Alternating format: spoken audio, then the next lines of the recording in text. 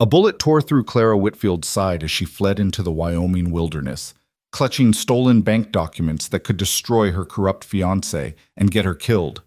For 3 days she crawled through sage and stone, bleeding until she collapsed beside a creek, certain she'd die alone.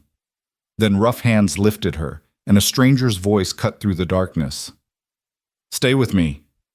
That cowboy's whisper would become her lifeline, her battle cry, and finally, her vow. This is the story of how a bank teller and a rancher fought an outlaw gang, exposed a conspiracy, and found something worth dying for. Stay with me until the end, and drop a comment telling me what city you're watching from. I want to see how far this story travels. The morning of April 14th, 1875, broke cold and clear over Redemption Creek, Wyoming territory. Clara Whitfield stood behind the teller's window at Redemption Creek Savings and Loan, her hands steady as she counted out bills for Mrs. Henderson, the widow who ran the boarding house on 3rd Street.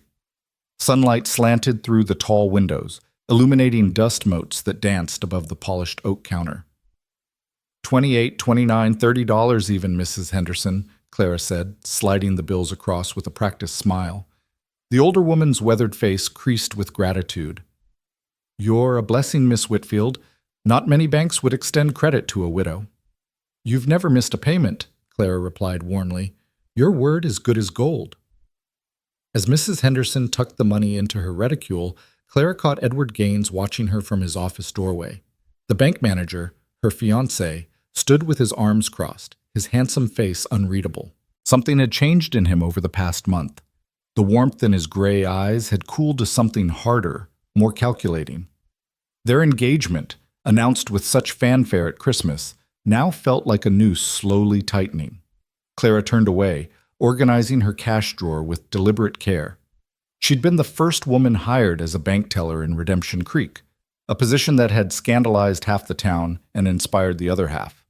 Her father, rest his soul, had taught her figures and bookkeeping before consumption took him 2 years prior.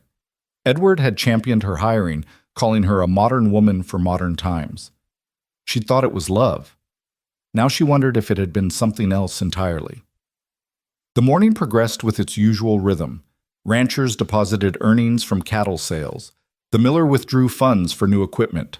Old Tom Crawley came in to argue about interest rates, as he did every Tuesday, and left grumbling as always.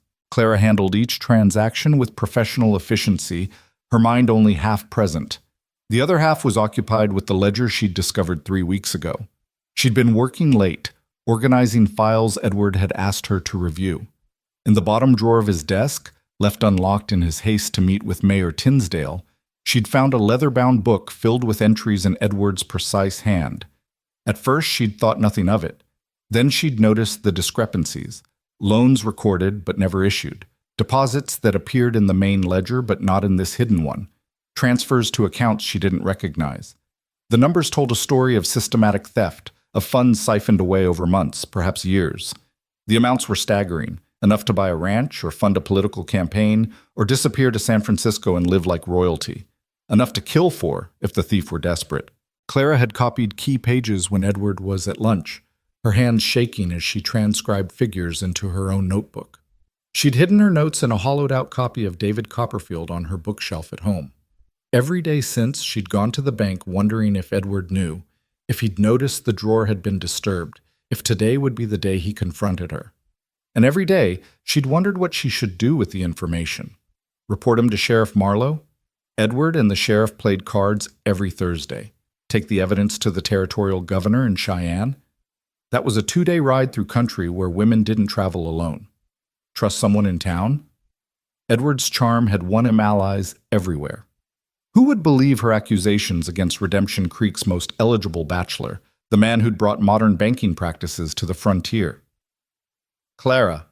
She startled at Edward's voice, so close behind her. He'd crossed the floor without her hearing, his footsteps silent on the polished wood. "Yes?" She kept her voice steady, professional. "I need you to go through the Hartley Ranch account this afternoon. They're applying for an extension on their mortgage. I want your assessment of their creditworthiness." "Of course." She met his eyes, seeing nothing in them but business. "I'll have a report ready by closing." "Good." He lingered, his gaze searching her face. "You seem distracted lately. is something troubling you? The question hung in the air between them. Clara forced a smile. Just tired. Mrs. Chen's baby has been colicky at night. The whole boarding house hears him. Edward nodded slowly. You should move out of that place. Once we're married, you'll have proper accommodations. Once we're married, Clara echoed, the words tasting like ash. She'd been putting off setting a date, making excuses about waiting until spring turned to summer, until her sister could travel from Kansas, until the new church was finished. Edward hadn't pressed, until recently. Now he mentioned marriage with increasing frequency, his patience wearing thin. I've been thinking, June, Edward said casually, leaning against the counter. The second Saturday. That gives us 2 months to prepare, time enough to have a proper ceremony. Clara's chest tightened. Edward, I thought we agreed. We've been engaged for 4 months, Clara. His tone remained pleasant, but something sharp glinted beneath it. People are beginning to talk. It's time we formalized our arrangement. Arrangement, not union, not marriage of hearts. The word choice struck her like a slap. Before she could respond, the bank's front door crashed open. 4 men strode in, and Clara's blood turned to ice. They wore dusters despite the mild weather, and their faces were hidden behind bandanas. The lead man, tall with cold blue eyes visible above the cloth, carried a Winchester rifle at his hip. His companions fanned out, covering the room with practiced efficiency. Nobody move, the leader's voice boomed through the suddenly silent space. This is a withdrawal, folks. The Blackwell gang is making a transaction. Blackwell. The name sent terror rippling through every person in the bank. Thomas Blackwell and his gang had terrorized Wyoming territory for 2 years, leaving a trail of burned ranches and shallow graves. They were wanted in 4 territories, with a reward of $5,000 on Blackwell's head alone. Clara's hands rose slowly, carefully. Behind her, she heard Edward's sharp intake of breath. Mr. Gaines! Blackwell's tone turned mockingly polite. Good to see you again, sir. I trust you have our payment ready? The words didn't make sense at first. Then they did, with terrible clarity. Edward stepped forward, his face pale but composed. Gentlemen, there's been a misunderstanding. Don't insult me, Eddie. Blackwell's rifle swung toward the office. We had a deal. Your embezzlement, our protection, the evidence delivered to me in exchange for your continued breathing. So where is it? Clara's mind raced. Edward hadn't just been stealing from the bank. He'd been working with the Blackwell gang, and the ledger she'd found, the evidence she'd copied, that was what they'd come for. Edward's gaze flicked to her, just for a second, long enough. The girl, Blackwell said softly, following Edward's look. The pretty teller knows something. Clara ran. She didn't think, didn't plan. Instinct drove her toward the back door, past the vault, through the narrow corridor where employees kept their coats. Behind her, someone shouted. A gun fired, deafening in the enclosed space. Wood splintered above her head. Her hands found the back door's handle. It opened onto an alley that reeked of garbage and old manure. Clara burst into the sunlight, her skirts tangled around her legs. She heard pounding footsteps behind her, more shouts from inside the bank. Another gunshot cracked through the air. Pain exploded along her left side, a line of fire that stole her breath. She stumbled, caught herself against a rain barrel, kept running. Blood spread warm and wet through her dress, but terror drove her forward. The alley opened onto a side street. Clara turned toward the edge of town, toward the open prairie that stretched endlessly to the north. Behind her, men's voices rose in pursuit. How many? 2? 3? She didn't look back to count. Mrs. Chen stood in her doorway, frozen in shock. Miss Clara, you're bleeding. Get inside, Clara gasped. Lock your doors. She ran past the last buildings, past the corrals and chicken coops that marked Redemption Creek's boundary. The ground rose into scrubland, sage and stones and scattered pine. Clara's lungs burned. Her side shrieked with every step. The wound wasn't deep, she could tell that much, but blood loss would kill her as surely as a bullet through the heart. Behind her, horses' hooves thundered. Clara veered left, into a ravine thick with juniper. The narrow space forced her to slow, but it would slow the horses too. She could hear them closing, hear men calling back and forth. She went into the trees, cut around the south side. Blackwell wants her alive. She's got the documents. Clara pressed deeper into the ravine, her breath coming in ragged sobs. The documents. They thought she'd taken the ledger from the bank. She hadn't. She'd left it in Edward's desk drawer, her own notes safely hidden at the boarding house. But they didn't know that. They'd hunt her until they found her, until they recovered what they believed she carried. The ravine opened into a meadow. Clara burst into the open, realized her mistake immediately. On horseback, they'd run her down in seconds. She needed cover, needed to disappear. A shot kicked up dirt at her feet. "Stop running, girl." The voice was closer than she'd thought. "There's nowhere to go." Clara spotted a creek ahead, its banks lined with cottonwoods. Water meant life. Water meant a trail to follow away from town. She angled toward it, her vision starting to blur at the edges. Blood soaked through her dress, dripping onto the ground with each stumbling step. She reached the creek and splashed into the shallows. The cold water shocked her system, bought her another minute of clarity. Downstream, the creek bent into dense willows. If she could reach them, maybe lose her pursuers in the tangles of branches and mud. Her foot caught on a submerged stone. Clara went down hard, her head striking a rock. Stars exploded across her vision. She tried to rise, but her limbs wouldn't obey. The water flowed around her, red with her blood, carrying it downstream like a banner.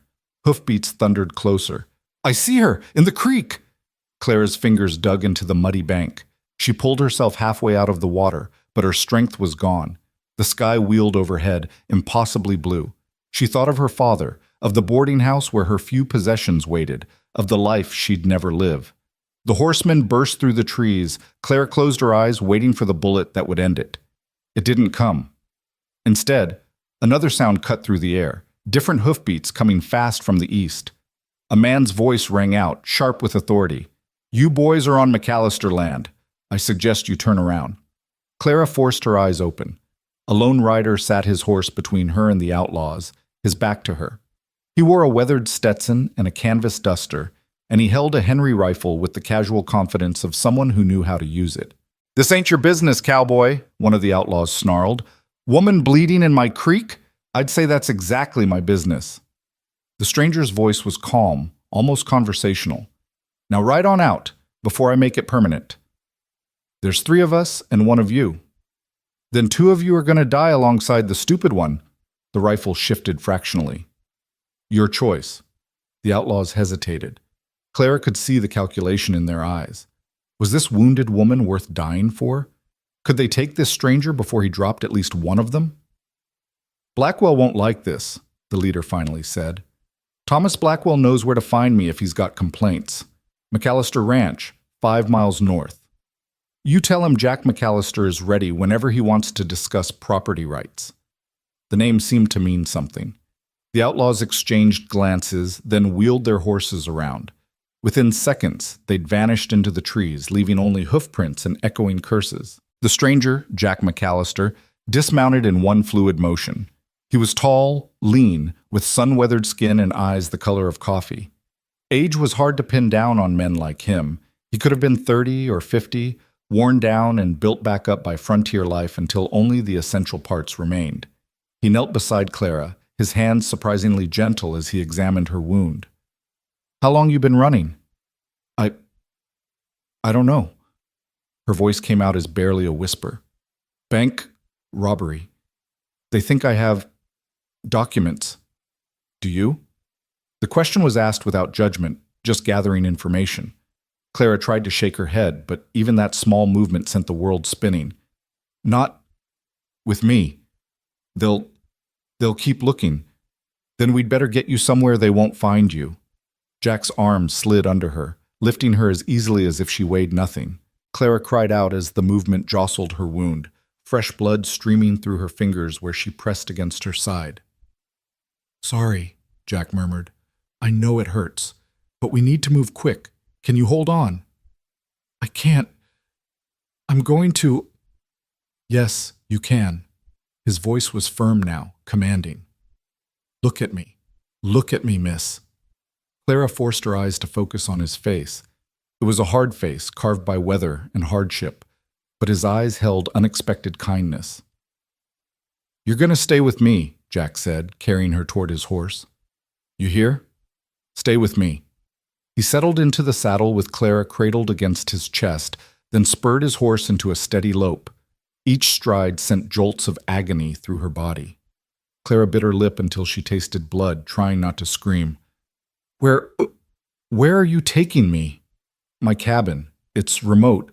They won't find it unless they know where to look." Jack's arm tightened around her. "We'll patch you up, then figure out what to do next." "They'll come looking. Let them." There was steel in his voice now. "Nobody hunts on my land without permission. They already learned that today." Clara wanted to protest, to tell him he didn't understand what he was facing. The Blackwell gang didn't respect property lines or single ranchers with rifles. They'd burn his cabin and hang him from his own rafters if they thought it necessary. But her vision was graying out again, consciousness slipping away like water through her fingers. "Stay with me," Jack repeated, the words becoming a rhythm matching the horse's gait. "Stay with me, miss. Don't you quit now." But darkness was pulling her down, soft and insistent. Clara felt herself sinking into it, her body going slack against Jack's chest. From very far away, she heard him calling to her. "What's your name? Tell me your name." "Clara," she managed. "Clara Whitfield." "All right, Clara Whitfield. You listen to me good." His voice was the last solid thing in a world turning to shadows. "I'm taking you home. You're going to be safe there, but you have to stay with me. You understand? You have to stay with me." The words wrapped around her like a promise. Clara held on to them as consciousness fled, held on to the rough comfort of a stranger's voice telling her to live, to fight, to stay. The ride to the cabin blurred into fragments. Clara surfaced occasionally, caught glimpses of pine forests and rocky outcrops, felt the horse's movement beneath her. Each time she woke, Jack was there, his arm steady around her, his voice low and constant. "That's it. Stay with me. We're almost there." "You're doing fine, Clara. Just keep breathing. Don't you quit on me now. Come too far for that." When consciousness slipped away again, his words followed her into the dark, an anchor keeping her from drifting too far. The cabin materialized like something from a dream. It sat in a small valley surrounded by stands of aspen and pine, with a creek running nearby. Smoke curled from the stone chimney. A barn and corral stood to one side, several horses watching with mild interest as Jack rode up. He dismounted carefully, keeping Clara cradled against him, and kicked open the cabin door. Inside was simple but scrupulously clean. A stone fireplace, a table and chairs, a single bed against the far wall, shelves lined with books and supplies. The smell of wood smoke and coffee hung in the air. Jack carried Clara to the bed and laid her down as gently as he could. She cried out anyway, her body arching with pain. Blood had soaked through her dress, staining the front of Jack's shirt, where she'd been pressed against him. "I know it hurts." He was already moving, pulling supplies from a cabinet. "But I've got to look at it properly. Can you stay still for me?" Clara managed a weak nod. Jack returned with a basin of water, clean cloths, a bottle of whiskey, and a leather roll that clinked with metal instruments. He set everything on a chair beside the bed, then paused, his hands hovering uncertainly. "I need to—" "Your dress." "Just do it," Clara whispered. Modesty seemed absurd when death was close enough to touch. Jack used a knife to cut away the blood-soaked fabric, working with practiced efficiency. When he peeled back the material, Clara got her first clear look at the wound. The bullet had torn a furrow along her left side just below her ribs, deep enough to bleed profusely, but, mercifully, not deep enough to have hit anything vital. "You're lucky," Jack said, echoing her thoughts. "Another inch and you'd be dead already. As it is, the wound's clean. Bullet didn't lodge. Main danger now is blood loss and infection." He poured whiskey directly onto the wound. Clara screamed, her back arching off the bed. Pain exploded through her entire body, white-hot and overwhelming. Jack's hand pressed her shoulder down, keeping her from thrashing. I'm sorry, but it's got to be done." He worked quickly after that, washing away blood and debris, his touch as gentle as his rough hands allowed. Clara drifted in and out of awareness, the pain too intense to hold on to consciousness. She heard herself making sounds, whimpers, gasps, broken words, but couldn't seem to stop. "That's it," Jack murmured. "Let it out. No shame in hurting." When the cleaning was done, he began stitching. Clara felt the pull and tug of the needle, but the pain had reached some threshold where more didn't matter. She stared at the ceiling beams, counting them, losing count, starting over. "Almost done," Jack said. "You're doing fine. Just stay with me." Those words again. Stay with me. They'd become a lifeline, something to hold on to when everything else was slipping away. Finally, blessedly, he tied off the last stitch and began wrapping her torso with clean bandages. Clara felt the pressure of the cloth, the slight relief it brought to the burning in her side. There. Jack sat back, wiping sweat from his forehead. His hands trembled slightly, delayed reaction to the stress of the procedure. "That's the best I can do. You've lost a lot of blood. Next few hours will tell the tale." Clara tried to speak, but only a whisper emerged. "Water." Jack held a tin cup to her lips, supporting her head with his other hand. The water was cold and sweet, tasting of mountain snow. Clara drank greedily until he pulled it away. "Easy. Not too fast or you'll sick it back up." He covered her with a quilt, tucking it around her shoulders. The simple domesticity of the gesture, so at odds with the violence of the day, made Clara's eyes sting with unshed tears. "Why?" she managed. "Why are you helping me?" Jack settled into the chair beside the bed, his expression thoughtful. "You want the practical answer or the honest one?" "Both." "Practical. Blackwell and his boys have been terrorizing this territory long enough. If you've got something they want, something that might bring them down, then helping you is helping everyone." He paused. "Honest answer. I don't like seeing folks hurt when I can do something about it, especially not women bleeding to death in my creek." "They'll come for me." "Probably." Jack showed no concern at the prospect. "But this cabin's defendable, and I'm a better shot than I might look." "You don't understand." Clara's voice was getting weaker, sleep or unconsciousness pulling at her. "It's not just the gang, the bank manager, Edward Gaines. He's been stealing, working with them. I found proof. He'll want me dead too." "Your fiancé?" Jack had noticed the ring on her finger, the small diamond that had once seemed like a promise of happiness. "Former fiancé?" Clara twisted the ring off with clumsy fingers and let it fall to the floor. The soft ping as it hit the boards felt like freedom. "Should have known something was wrong. Nobody changes that much unless they're hiding something dark." Jack picked up the ring, studied it in the lamplight. "You were going to marry him." "I thought I loved him. Thought he loved me." Clara's laugh came out bitter. "Turns out I was just convenient. First woman teller, gave him access to records he wouldn't normally see, made him look progressive and modern. Probably planned to kill me after the wedding, once he had what he needed. Some men are poison all the way through." Jack set the ring on the side table. "You're well rid of him."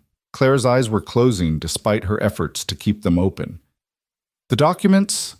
My notes? They're hidden. At the boarding house, Mrs. Chen's place. In a hollowed-out book. David Copperfield, on the shelf. Don't worry about that now. Just rest." "You don't understand, sir," Clara insisted, fighting the darkness creeping in at the edges of her vision. "Those notes could bring down half the corrupt officials in the territory. Bank examiner, mayor, territorial judge, all taking cuts. Edward documented everything in that ledger. He was careful about the crime but stupid about the record keeping." Jack leaned forward, his expression intense. "Clara, listen to me. You're in no shape to worry about this tonight. We'll sort it tomorrow, when you're stronger. Right now you need to rest. Promise me," Clara whispered. "Promise you'll get those documents if something happens to me. Don't let them get away with it." "I promise." Jack's hand found hers, his calloused fingers wrapping around hers with surprising gentleness. "But nothing's going to happen to you. You're going to heal up, and when you're strong enough, we'll figure out how to get that evidence to someone who can use it. The federal marshal in Cheyenne, we'll get it to him. But first you've got to get better." Jack squeezed her hand. "So stay with me, Clara Whitfield. You hear? Stay with me." The words were becoming a prayer, a promise, a command. Clara held on to them as sleep claimed her, pulling her down into darkness where pain couldn't quite follow. Her last conscious thought was that this stranger's voice, rough and kind in equal measure, was the most honest sound she'd heard in months. Fever came with the night. Jack sat in the chair beside Clara's bed, watching her toss and turn in delirium. Her skin burned with unnatural heat. She cried out in her sleep, calling names he didn't recognize, reliving horrors he could only imagine. He'd seen fever before, knew it for the serious threat it was. The wound could have been worse. The bullet had torn through muscle, but missed anything vital. But infection was always the greater danger, especially out here where doctors were scarce and medicine scarcer. Jack refreshed the cloth on her forehead every few minutes, trying to bring down the fever. He'd packed the wound with yarrow and golden seal, plants his mother had taught him about before consumption took her same as it took most folks on the frontier. The herbs would help fight infection, but the real battle would be fought in Clara's body, her strength pitted against the poison trying to take hold. "Edward, please," Clara murmured, her head rolling on the pillow. "Please don't. I never meant—" Jack's jaw tightened. He'd seen the ring, heard enough of the story to understand the betrayal she'd suffered. Bad enough to be shot and hunted. Worse still to have it done by someone she'd trusted, someone she'd planned to marry. He'd never understood men like that, men who saw people as tools to be used and discarded. Jack had grown up hard, lost family to disease and violence, learned early that the frontier gave no quarter to weakness.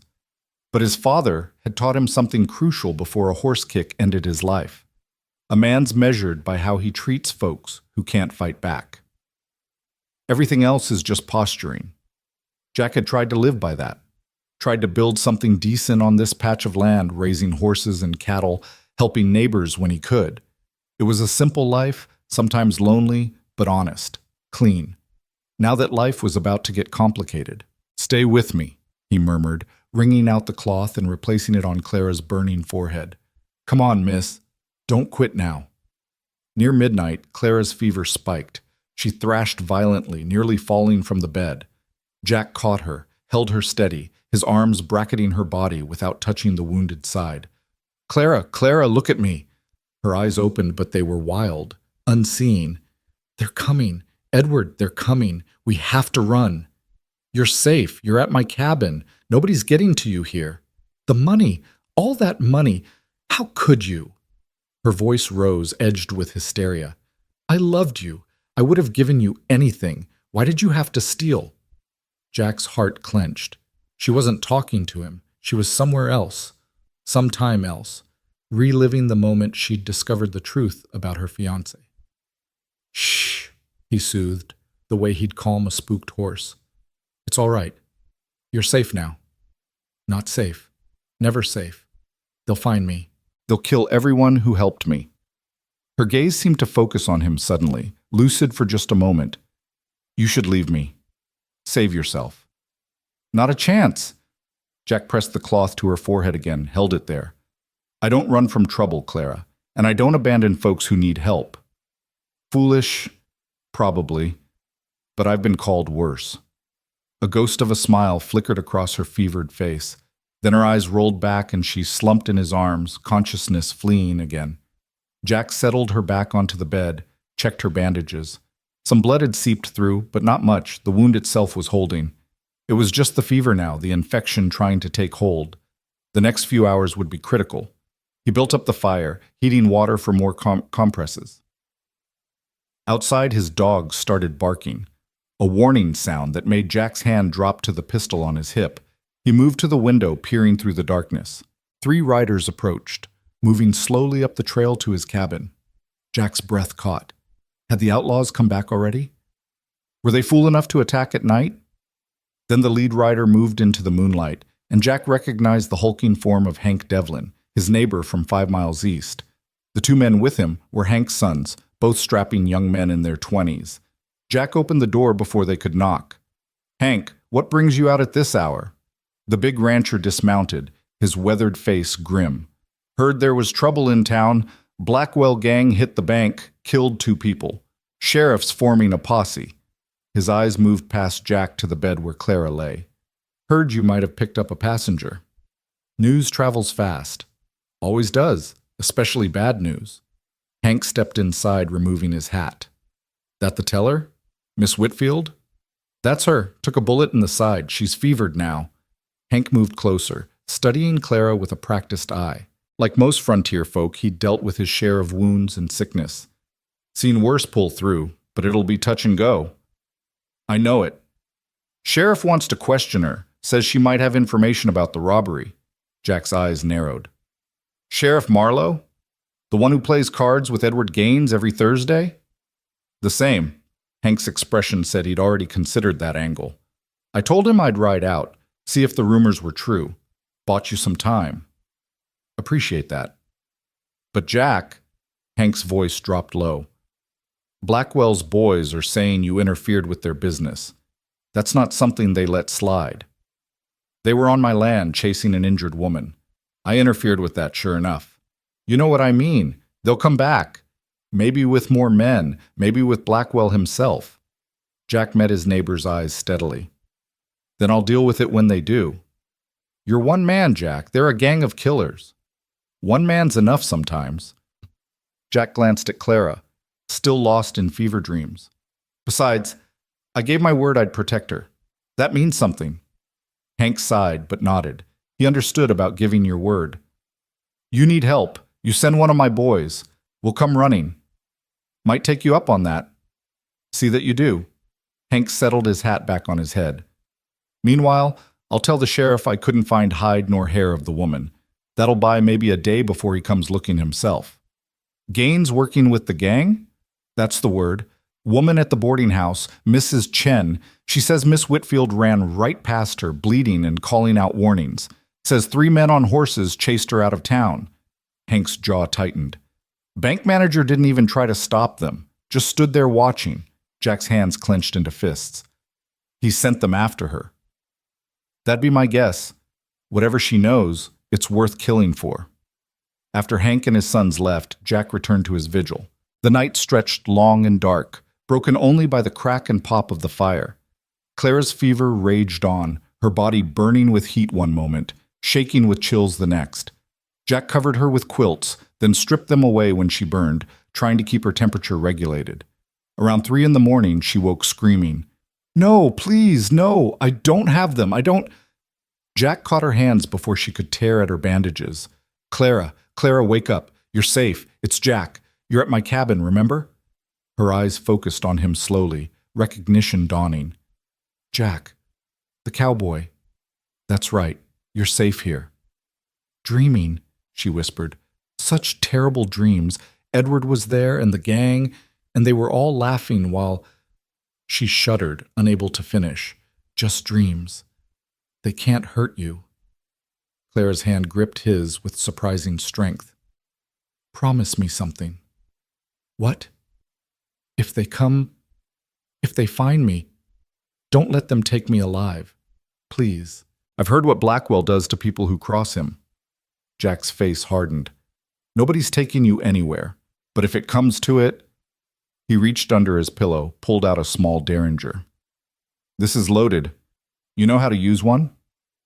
My father taught me. Then keep it close. For your peace of mind, if nothing else. Jack pressed the small pistol into her hand. But it won't come to that. I don't break my promises, Clara. And I promise to keep you safe. Why? The question seemed to hurt her as much as the wound in her side. You don't know me. Don't owe me anything. Why risk your life? Jack considered the question. I've been asking myself that. Maybe it's because I've seen too many folks die who didn't have to. Maybe it's because I lost my own family and couldn't do a damn thing to save them. Or maybe... He met her fevered eyes. Maybe it's because when I saw you bleeding in that creek, something in me said, this one lives. Not on my watch does this one die. Tears tracked down Clara's cheeks. I'm so scared. I know. Jack squeezed her hand. But fear just means you're alive, and as long as you're alive, there's a chance to make things right. The documents. Did I tell you about the documents? You did. Hollowed out David Copperfield at Mrs. Chen's boarding house. We have to get them before Edward thinks to search my room. We will, soon as you're strong enough to travel. Clara's laugh came out harsh. I can barely sit up. They'll have searched everything by morning. Then we'll figure something else out. Jack refreshed the cloth on her forehead. For now, you need to rest. Let your body heal. Jack? Yeah? Thank you. The words were simple, but weighted with emotion. For everything. Thank me when we get through this. He smiled slightly. Now close your eyes and try to sleep. I'll be right here. Promise? Promise. Clara's eyes drifted shut, her breathing gradually evening out. Jack settled back in his chair, the rifle across his knees, ready for whatever the remainder of the night might bring. Outside, an owl hooted. The fire crackled. The dogs made their rounds, their presence a comfort in the darkness. And through it all, Jack kept watch, his eyes on the woman in his bed and his ears tuned to every sound beyond the cabin walls. He'd given his word to protect her, and Jack McAllister had never broken his word yet. He wasn't about to start now. Dawn broke pale and cold, painting the valley in shades of gray and gold. Jack had dozed fitfully in his chair, snapping awake at every unusual sound. Clara's fever had finally broken around 5 in the morning, her temperature dropping back toward normal. She slept peacefully now, the lines of pain smoothed from her face. Jack stood and stretched, his back protesting after hours in the chair. He'd need coffee, strong and black, to face whatever this day brought. But first he checked Clara's bandages, relieved to find no fresh blood, no signs of infection taking hold. The herbs and whiskey had done their work. He was building up the fire when he heard horses approaching. Jack grabbed his rifle and moved to the window. 3 riders again, but these weren't Hank Devlin's sons. These men wore badges, and the lead rider's silver star marked him as Sheriff Marlowe himself. Jack stepped outside before they could dismount, his rifle held casually but ready. "Sheriff, you're a ways from town." Marlowe was a heavy-set man with a thick mustache and calculating eyes. He'd been sheriff for 5 years, re-elected easily each time with Edward Gaines's vocal support. Looking at him now, Jack wondered how many of those elections had been honest. "Morning, McAllister. Mind if we step down?" "Prefer you didn't. This is private property, and I'm particular about visitors." The sheriff's eyes narrowed. "I'm investigating a crime, Jack. That gives me some latitude." "What crime would that be?" "Bank robbery, murder, and possibly kidnapping." Marlowe nodded toward the cabin. "Heard you might have Miss Whitfield in there." "You heard wrong." "That's so. Funny, because 3 of Blackwell's men swear you ran them off yesterday when they were chasing her, said you claimed she was on your property." "I ran off 3 armed men who were trespassing, that's true. Didn't stop to ask what they wanted or who they were chasing." "Jack," the sheriff's tone turned hard, "don't make this difficult. If you're harboring a fugitive—" "Fugitive?" Jack's voice cracked like a whip. "What's she accused of?" "Stealing from the bank, colluding with the Blackwell gang. Mr. Gaines says she's the one who gave them access to the vault." The lie was so brazen that Jack almost laughed. "That's some story. You believe it?" "I believe Edward Gaines, who's one of this town's most respected citizens, and I believe the evidence he's shown me, records indicating Miss Whitfield's been embezzling for months. Records that Gaines himself controls and could easily falsify." Marlowe's hand dropped to his pistol. "You're treading on thin ice, McAllister." "Am I? Or are you? Because from where I stand, it looks like you're taking the word of a man who plays cards with you every week, who probably helps fund your campaigns, over a woman who can't defend herself." One of the deputies, a young man Jack didn't recognize, spoke up. "Sheriff, maybe we should just search the cabin. If she's not here, no harm done." "You got a warrant?" Jack asked mildly. "Don't need one for a fugitive." "But you do need probable cause, and you haven't established that." Jack's finger slid to his rifle's trigger. Not threatening, just ready. "So here's how this is going to work. You're going to ride back to town. You're going to tell Gaines that you searched high and low and found nothing, and you're going to forget you were ever here." "Or what?" Marlowe's voice dripped contempt. "Or I'm going to ride into Cheyenne myself, find the federal marshal, and tell him all about how the Redemption Creek sheriff is working with bank thieves and murderers. I'll tell him about the Blackwell gang operating freely in this territory while you look the other way. And I'll tell him to bring U.S. Marshals to investigate everyone from the bank manager to the mayor to you." The threat landed like a physical blow. Marlowe's face went pale, then flushed with anger. "You're making a big mistake, Jack." "Maybe. But it's my mistake to make. This is my land, Sheriff. Mine. and you've got no legal right to be here without a warrant, so ride on out before this gets ugly. The standoff lasted 30 seconds that felt like hours. Finally, Marlowe jerked his reins, turning his horse. This isn't over. Didn't think it would be. Jack watched them ride away, his rifle still ready. Only when they disappeared down the trail did he lower the weapon and return to the cabin. Clara was awake, propped up on one elbow despite the obvious pain it cost her. I heard everything. Then you know what we're up against. Jack set the rifle aside and moved to check her bandages. How do you feel? Like I was shot, fell in a creek, and rode 5 miles on horseback. Her attempt at humor fell flat. Jack, you just made an enemy of the sheriff. Had worse enemies. They'll come back with more men. They'll burn your cabin and arrest you for harboring a criminal. Let them try. Jack's voice was flat, certain. But we're not waiting for that. Soon as you can ride, we're heading for Cheyenne ourselves. I can't ride. I can barely stand. Then we've got maybe a day to get you stronger. Jack helped her sit up, supporting her back with pillows. Think you can eat something? Broth? Maybe some bread? I'll try. While Jack prepared food, Clara studied her surroundings with clearer eyes than the night before. The cabin was simple but well-maintained, a man's space, devoid of feminine touches but clean and organized. Books lined one shelf, a surprising number of them. She recognized Twain, Dickens, even some Shakespeare. A man who read was a man who thought, who questioned. That was dangerous on the frontier, where thinking too hard about your situation often led to despair. Where'd you get all the books? She asked as Jack brought her a bowl of beef broth. Ma collected them, said a frontier woman needed more than just survival skills. He smiled at the memory.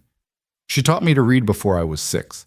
Insisted on it, even though Pa said ranching didn't require book learning. She sounds like a remarkable woman. She was. The past tense hung heavy between them.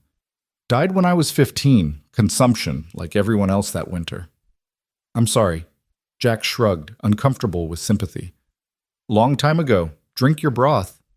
Clara sipped carefully, her stomach rebelling at first, then settling. The warm liquid spread through her, bringing strength she hadn't known she'd lost. This is good. Old recipe. Ma swore it could cure anything short of death. Let's hope she was right. Clara ate slowly, aware of Jack's eyes on her. He was watching for signs of weakness, she realized, trying to gauge whether she'd be able to travel when the time came. I'm tougher than I look. I believe it. Had to be tough to become a bank teller, I imagine. Can't have been easy being the first woman. It wasn't. Clara set the empty bowl aside. Half the town called me uppity. The other half called me worse. But I'd kept my father's books for years, knew I could do the work. When the previous teller left to try his luck at gold mining, I applied. Edward vouched for me. Because you were convenient. Yes. The admission hurt less than she'd expected. Maybe because the betrayal was still so fresh, her heart hadn't caught up to the reality yet. I thought he was progressive. Thought he saw me as an equal. What you thought doesn't matter now. What matters is what you do next. Clara met his eyes, seeing steel beneath the kindness. What I do next is make sure Edward and everyone working with him pays for what they've done. That's my girl. Jack's approval warmed her more than the broth. Now rest. We've got planning to do. Over the next few hours, as Clara's strength slowly returned, they worked out a plan. Jack would ride to town after dark, sneak into Mrs. Chen's boarding house, and retrieve the hidden documents. With those in hand, they'd make for Cheyenne and the federal marshal's office. It was a 2-day ride in good conditions, longer with Clara injured. But if they could reach Cheyenne, they'd be under federal jurisdiction, beyond the reach of Marlowe and Gaines. What if they're watching the boarding house? Clara asked. Then I'll find another way in. I've done some things in my time that required discretion. You're talking about breaking the law. I'm talking about getting evidence that'll bring down corrupt lawmen and murderers. Sometimes the law and justice aren't the same thing. Jack's expression softened. But if you're asking whether I've robbed or killed innocent folks, the answer's no. I've bent some rules, but I've got lines I don't cross. Clara believed him. There was something fundamentally decent about Jack McAllister, something that shone through despite the hard edges and careful distance he maintained. He was a man who'd been hurt, she sensed, hurt badly enough to withdraw from the world. Yet here he was, risking everything for a stranger.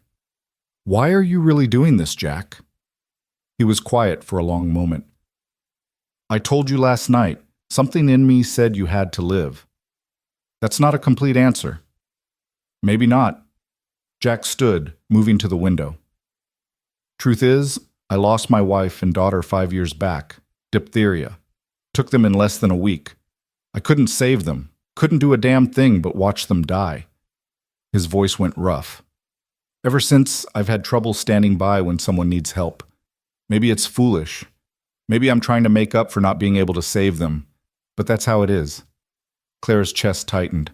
"I didn't know. I'm sorry. Like I said, long time ago." But the way he said it told Clara the wounds were still raw. "Point is, I couldn't help them. But I can help you, so that's what I'm going to do." Before Clara could respond, the dog started barking again. Jack grabbed his rifle in one fluid motion, moving to the door. "Get down. Under the bed if you can manage it." Clara slid off the bed despite the pain, wedging herself into the narrow space beneath. From her hiding spot, she could see Jack's boots as he positioned himself by the window. "How many?" she whispered. "Can't tell yet. Stay quiet." Hoofbeats approached, multiple riders moving fast. Clara's hand found the derringer Jack had given her, her fingers wrapping around the grip. If this was the end, she wouldn't go easy. "McAllister!" A voice boomed across the yard. "Come out here. We need to talk." Jack moved to the door, rifle ready. "State your business." "It's Hank Devlin. Got news you need to hear." Jack cracked the door open, then swung it wide when he verified his neighbor's identity. "What happened?" Hank dismounted along with his 2 sons, all 3 looking grim. "Blackwell hit the Henderson Ranch an hour ago. Burned the barn, shot their foreman, left a message." "What message?" "They know you have the Whitfield woman. Said if you don't hand her over by noon tomorrow, they're burning every ranch from here to the creek. Said they'll start with mine, then work their way to yours." Clara felt ice form in her stomach. This was what she'd feared.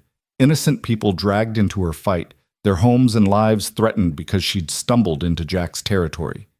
"We can't let that happen," she said, crawling out from under the bed despite the pain it caused. "I have to go back." "Like hell you do." Jack's voice was flat, unarguable. "They'll kill people, Jack, burn their homes. And they'll kill you, slowly, painfully, after getting whatever information they want." Jack turned to Hank. "How many ranches between here and town?" 8, counting mine. "And how many men do those ranches have? Men who can shoot?" Hank's eyes widened as he understood. "Maybe 30. 35 if we include the older boys." "Think they'd ride with us? Against the Blackwell gang? That's asking a lot." "I'm asking because their homes are threatened either way. Blackwell doesn't make idle threats. He'll burn those ranches whether we give up Clara or not. Can't have witnesses. Can't leave people alive to testify against him." Jack's voice was hard, certain. "Only way to protect everyone is to take the fight to him." "You're talking about war." "I'm talking about survival. We've all bent our necks to that gang long enough, let them operate because we were too scared or too divided to stand together. Well, now they've forced our hand. We fight or we burn." Hank looked at his sons, then back at Jack. "You really think we can take them?" "I think we've got home ground, which counts for a lot. And I think 30-odd ranchers fighting for their homes and families are worth more than 50 outlaws fighting for money." Jack's smile was sharp, predatory. "Besides, I've got a plan." The plan came together over the next hour. Hank would ride to the neighboring ranches, calling in every able-bodied man. They'd meet at sunrise at Coleman's Pass, a narrow canyon on the road to Cheyenne. If they could lure Blackwell's gang into the pass, the high ground would let them turn the gang's numbers against them. "It's a risk," Hank warned. "If they don't take the bait, they'll take it," Jack said grimly. "Because Clara and I are riding for Cheyenne at dawn, with her carrying the documents that can destroy their entire operation. Blackwell can't let us reach the federal marshal. He'll have no choice but to come after us." "You're using yourself as bait." Clara's voice was hollow. "Using me." "Using both of us, yeah. But with 30 rifles waiting in the rocks above, it won't be suicide. It'll be an ambush. People will die. People are dying anyway. Jack met her eyes steadily. At least this way we choose the ground. And if we win, when we win, this territory will finally be free of Blackwell and everyone working with him. Clara wanted to argue, to find some other solution that didn't risk so many lives. But she couldn't. Jack was right. Blackwell had forced this confrontation, and the only way out was through. "All right," she said quietly. "What do you need me to do?" "Heal as much as you can in the next 12 hours. Sit a horse without falling off, and hold on to those documents like your life depends on it, because all our lives do." After Hank left to spread the word, Jack helped Clara back to bed. Her wound had started bleeding again from the movement, fresh red seeping through the bandages. She bit her lip as Jack changed them, unwilling to show how much it hurt. "You're doing good," Jack murmured, his hands gentle despite their roughness. "Better than most men I've seen take bullets. Had good reason to stay conscious." "That you did." He secured the final bandage, then met her eyes. "Clara, I need you to understand something. What we're doing tomorrow, it's dangerous as hell. There's a good chance we don't make it through." "I know. If things go wrong, if they get past our people and come for us in the pass, I'll do everything I can to protect you. But if it looks like they're going to take you alive," he pressed the derringer into her hand again. "You saved the last bullet for yourself. You understand?" Clara looked at the small gun, its weight suddenly immense. "I understand. I'm sorry to put that on you, but I've seen what Blackwell does to folks who cross him. Death would be mercy compared to that." "I said I understand, Jack." Clara's voice was steady. "And I'm grateful for everything you've done, everything you're risking. Whatever happens tomorrow, thank you." Jack started to reply, but the words seemed to stick in his throat. Instead, he squeezed her hand briefly, then stood and moved to the door. "Where are you going?" "Town. Gotta get those documents before tonight. The more time Gaines has to search your room, the more likely he'll find them. It's too dangerous. Marlowe will be watching for you. Marlowe's got bigger problems right now. Whole town's probably in chaos after the robbery." Jack checked his pistol, then strapped it on. "I'll be back before dark. You rest, stay hidden, and don't open this door for anyone but me. And if you don't come back, then you wait until full dark tomorrow. Take my best horse and ride like hell for Cheyenne. Stick to the creek beds. Avoid the roads. The horse knows the way. He'll get you there." Jack paused in the doorway. "But I'm coming back, Clara. I promise to keep you safe, and I keep my promises." He was gone before she could say anything else. The sound of hoofbeats fading into the afternoon. Clara lay back on the bed, exhaustion pulling at her despite her fear. Tomorrow they would ride into an ambush, would bet everything on Jack's plan working perfectly. Tomorrow, she might die. But if she did, at least it would be fighting, trying to make things right. And if she lived, if by some miracle they all lived, then maybe there'd be a future worth having. A future where corrupt bankers faced justice, where gang violence was answered with community strength, where a woman could do honest work without being used as a pawn, where a wounded teller and a lonely rancher might find something unexpected in the midst of violence and betrayal. Something like hope. Clara closed her eyes, Jack's words echoing in her mind like a promise, like a prayer. "Stay with me." She would. For as long as she could, through whatever came next, she would stay. The afternoon sun slanted through the cabin's single window, casting long shadows across the rough-hewn floor. Clara dozed fitfully, her body demanding rest, even as her mind churned with worry. Every creak of the timbers made her start, every distant sound conjuring images of riders approaching with guns drawn. The derringer lay cold against her palm beneath the quilt, a final insurance policy she prayed she'd never need to use. She woke to the sound of hoofbeats returning just as dusk painted the sky in shades of crimson and gold. Clara's hand tightened on the small pistol until she heard Jack's voice outside, speaking low to his dogs. Relief flooded through her so intensely it left her breathless. The door swung open and Jack stepped inside, his saddlebags heavy over one shoulder. Dirt streaked his face, and his eyes held the wary alertness of a man who'd just walked through enemy territory.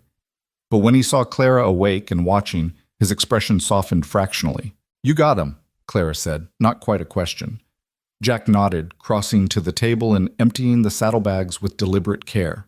A worn copy of David Copperfield tumbled out, followed by Clara's few personal belongings: a hairbrush, a cameo that had been her mother's, a daguerreotype of her father in his Sunday best. But it was the book that mattered. The book with pages carefully cut away to create a hollow space where Clara's transcribed notes lay folded tight. "Mrs. Chen nearly shot me," Jack said, allowing himself a brief smile. "Came through the window and she was standing there with a shotgun pointed at my chest. Took some fast talking to convince her I was there to help you."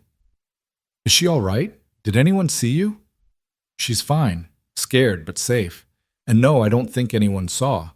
Town's in an uproar. Gaines has Marlowe's deputies searching every building, claiming you stole thousands from the bank." Jack's expression darkened. "They've put a $500 reward on your head, dead or alive." The words hit Clara like a physical blow. $500 was a fortune, more than most men earned in 2 years. With that kind of money at stake, every bounty hunter and desperate drifter in the territory would be looking for her. "Then we're not just running from the gang," she said quietly. "We're running from everyone. Which is why we stick to the plan. Get to Cheyenne, get those documents to the federal marshal, and let him sort out who's guilty and who's innocent." Jack moved to her side, checking her bandages with practiced efficiency. "How's the pain?" "Manageable." It wasn't quite, but Clara had learned that complaining changed nothing. "I can ride if I have to." "You'll have to. Sun up tomorrow, we leave for Coleman's Pass." Jack's hand stilled on the bandage he was rewrapping. "Clara, I need to be straight with you about what we're facing. Even with 30 men in those rocks, this is going to be ugly. The Blackwell gang doesn't surrender, doesn't retreat. They'll fight until they're dead, or we are." "I know. And if something happens to me, don't." Clara's voice was sharper than she'd intended. "Don't talk like you're already dead. We're going to get through this." Jack's eyes searched her face, and something flickered in their depths. Surprise, perhaps, or gratitude. "You've got more steel in you than most men I've known. Had to develop it fast working in that bank. You'd be amazed how many men think a woman can't count money or understand interest rates." Clara managed a weak smile. "Though I suppose embezzlement and murder are a bit beyond my usual challenges." "Just a bit." Jack finished with the bandages and helped her sit up, propping pillows behind her back. "Mrs. Chen sent food, said to tell you she's praying for you." He unpacked a bundle wrapped in cloth, cold chicken, fresh bread, even a small jar of preserves. The simple kindness of it brought tears to Clara's eyes. Mrs. Chen had so little, yet she'd shared what she had, sent comfort to a woman the whole town now considered a criminal. They ate in companionable silence as darkness settled fully outside. Jack had lit a single lamp, keeping it low so its glow wouldn't be visible from a distance. Every few minutes his eyes would flick to the window, checking, always checking. The vigilance never wavered. "Tell me about your wife," Clara said suddenly. "If you want to, I mean. You don't have to." Jack was quiet for so long she thought he wouldn't answer. Then, softly, "Her name was Sarah. Met her at a church social in Cheyenne when I was 23. She was the minister's daughter, pretty as a picture and twice as smart. Everyone said she was too good for a rough rancher like me. But she married you anyway." Year later, despite her father's objections. "We built this cabin together. Well, I built it. She supervised and corrected my mistakes." The memory brought a ghost of a smile to Jack's weathered face. She had opinions about everything. The placement of windows, the size of the fireplace, even which trees to plant near the door. Drove me half crazy with her perfectionism. "You loved it. Every minute of it." Jack's voice went rough. "We had 3 good years. Then Emma came along, our daughter. Sarah nearly died bringing her into the world, but once she held that baby, all the pain was forgotten. Emma had her mother's eyes, bright as stars. She was walking before she turned 1, talking soon after. Sarah used to say she'd grow up to be president, the way she bossed everyone around." Clara heard the past tense, knew what was coming, but let him tell it at his own pace. "Diphtheria outbreak swept through the territory in the winter of 70. We were isolated out here, thought we'd be safe. But I'd gone to town for supplies, must have brought it back with me." Jack's hands clenched into fists. "Emma got sick first. High fever, trouble breathing. Then Sarah caught it trying to nurse her. I rode for the doctor, but he couldn't come. Too many sick, too few doctors. By the time I got back, Emma was gone. Sarah held on for 2 more days, just long enough to tell me it wasn't my fault, that she loved me, that I should find a way to keep living. Jack, I'm so sorry. I buried them on the hill behind the cabin, under the aspen Sarah loved. Spent the next year drinking myself halfway to death, let the ranch go to hell. Would have sold it and left if Hank hadn't dragged me out of my misery, literally, threw me in the creek and told me Sarah would be ashamed of what I'd become. He was a good friend. Best I've got. He helped me rebuild, get the ranch working again. But I couldn't open myself up like that again. Kept people at arm's length. Told myself it was better to be alone than to risk that kind of loss. Jack met Clara's eyes, and she saw raw honesty there. Until yesterday, when I found you bleeding in my creek, and something in me refused to let you die. Maybe it's foolish. Maybe I'm setting myself up for more grief, but I couldn't right away. Clara reached out, her hand finding his. It's not foolish. It's human. It's what makes us worth saving. Jack's fingers curled around hers, calloused and strong. They sat like that for a long moment, 2 damaged people finding unexpected comfort in each other's presence. We should sleep, Jack finally said, though he didn't pull his hand away. Dawn comes early and we've got a hard ride ahead. Where will you sleep? Floor's fine. I've slept in worse places. That's ridiculous. This is your bed in your cabin. I'm the intruder. You're injured. You need the bed. Clara knew arguing would be pointless. She could see the stubborn set to his jaw, but guilt gnawed at her anyway. This man had given up his bed, his safety, possibly his life for her. The debt was overwhelming. Jack spread blankets on the floor near the fireplace and settled in with his rifle close at hand. Within minutes, his breathing had evened out into the light sleep of a man accustomed to danger, ready to wake at the slightest disturbance. Clara lay awake longer, listening to the night sounds beyond the cabin walls. Somewhere out there, the Blackwell gang was planning their attack. Edward Gaines was scheming to cover his crimes. And tomorrow, all of it would come to a head in a narrow canyon where the odds of survival were far from certain. She thought about her father, wondered what he'd make of the situation she'd found herself in. He'd always taught her to stand up for what was right, to use her intelligence and education to make the world a better place. Would he be proud that she'd uncovered corruption, or horrified that her discovery had led to violence and bloodshed? Clara's fingers brushed the hidden documents beside the bed. These pages represented months of meticulous thievery by Edward Gaines, systematic looting of the bank's deposits. The amounts were staggering, over $20,000 siphoned away through false loans and phantom accounts. Enough to ruin families, destroy livelihoods, fund a small army of outlaws. Edward had been so careful, so methodical. He'd never taken large amounts at once, had always covered his tracks with convincing paperwork. If Clara hadn't been looking in exactly the right place at exactly the right time, she'd never have discovered it. And if she'd been just a little less brave or a little more trusting, she might have married him, might have become complicit in his crimes through ignorance. The thought made her stomach turn. Clara must have eventually slept, because she woke to gray pre-dawn light filtering through the window and the smell of coffee brewing. Jack was already up, moving with quiet efficiency as he prepared for the day ahead. He'd shaved, she noticed, and changed into clean clothes, dark trousers and a worn leather vest over a gray shirt. His gun belt sat low on his hips, the holster positioned for a fast draw. He looked like what he was, a man preparing for war. "Morning," Jack said when he noticed her watching. "How's the pain?" "Bad," Clara admitted, seeing no point in lying. "But not unbearable. I can ride." "That's what I needed to hear." Jack brought her coffee, strong and bitter and exactly what she needed. "We leave in an hour. Hank and his boys will be at Coleman's Pass by mid-morning, getting into position. We need to time it so we're riding through just as Blackwell's gang gets there." "What if they don't follow us? What if they split up, send some men after us and some to attack the ranches?" "They won't. I'm counting on Blackwell's pride. He'll want to be there personally when they catch us, want to make an example, and he won't risk dividing his forces when he knows we're carrying evidence that could destroy his entire operation." Jack's expression was grim. "Everything depends on him taking the bait." "No pressure then." Jack's lips twitched, almost a smile. "Get dressed. I'll saddle the horses." Dressing was agony. Every movement pulled at Clara's stitches, sent fresh waves of pain radiating through her torso. She'd brought a split riding skirt from the saddlebags, practical clothing that would serve better than a dress for hard riding. Getting into it required gritted teeth and stubborn determination, but eventually she managed.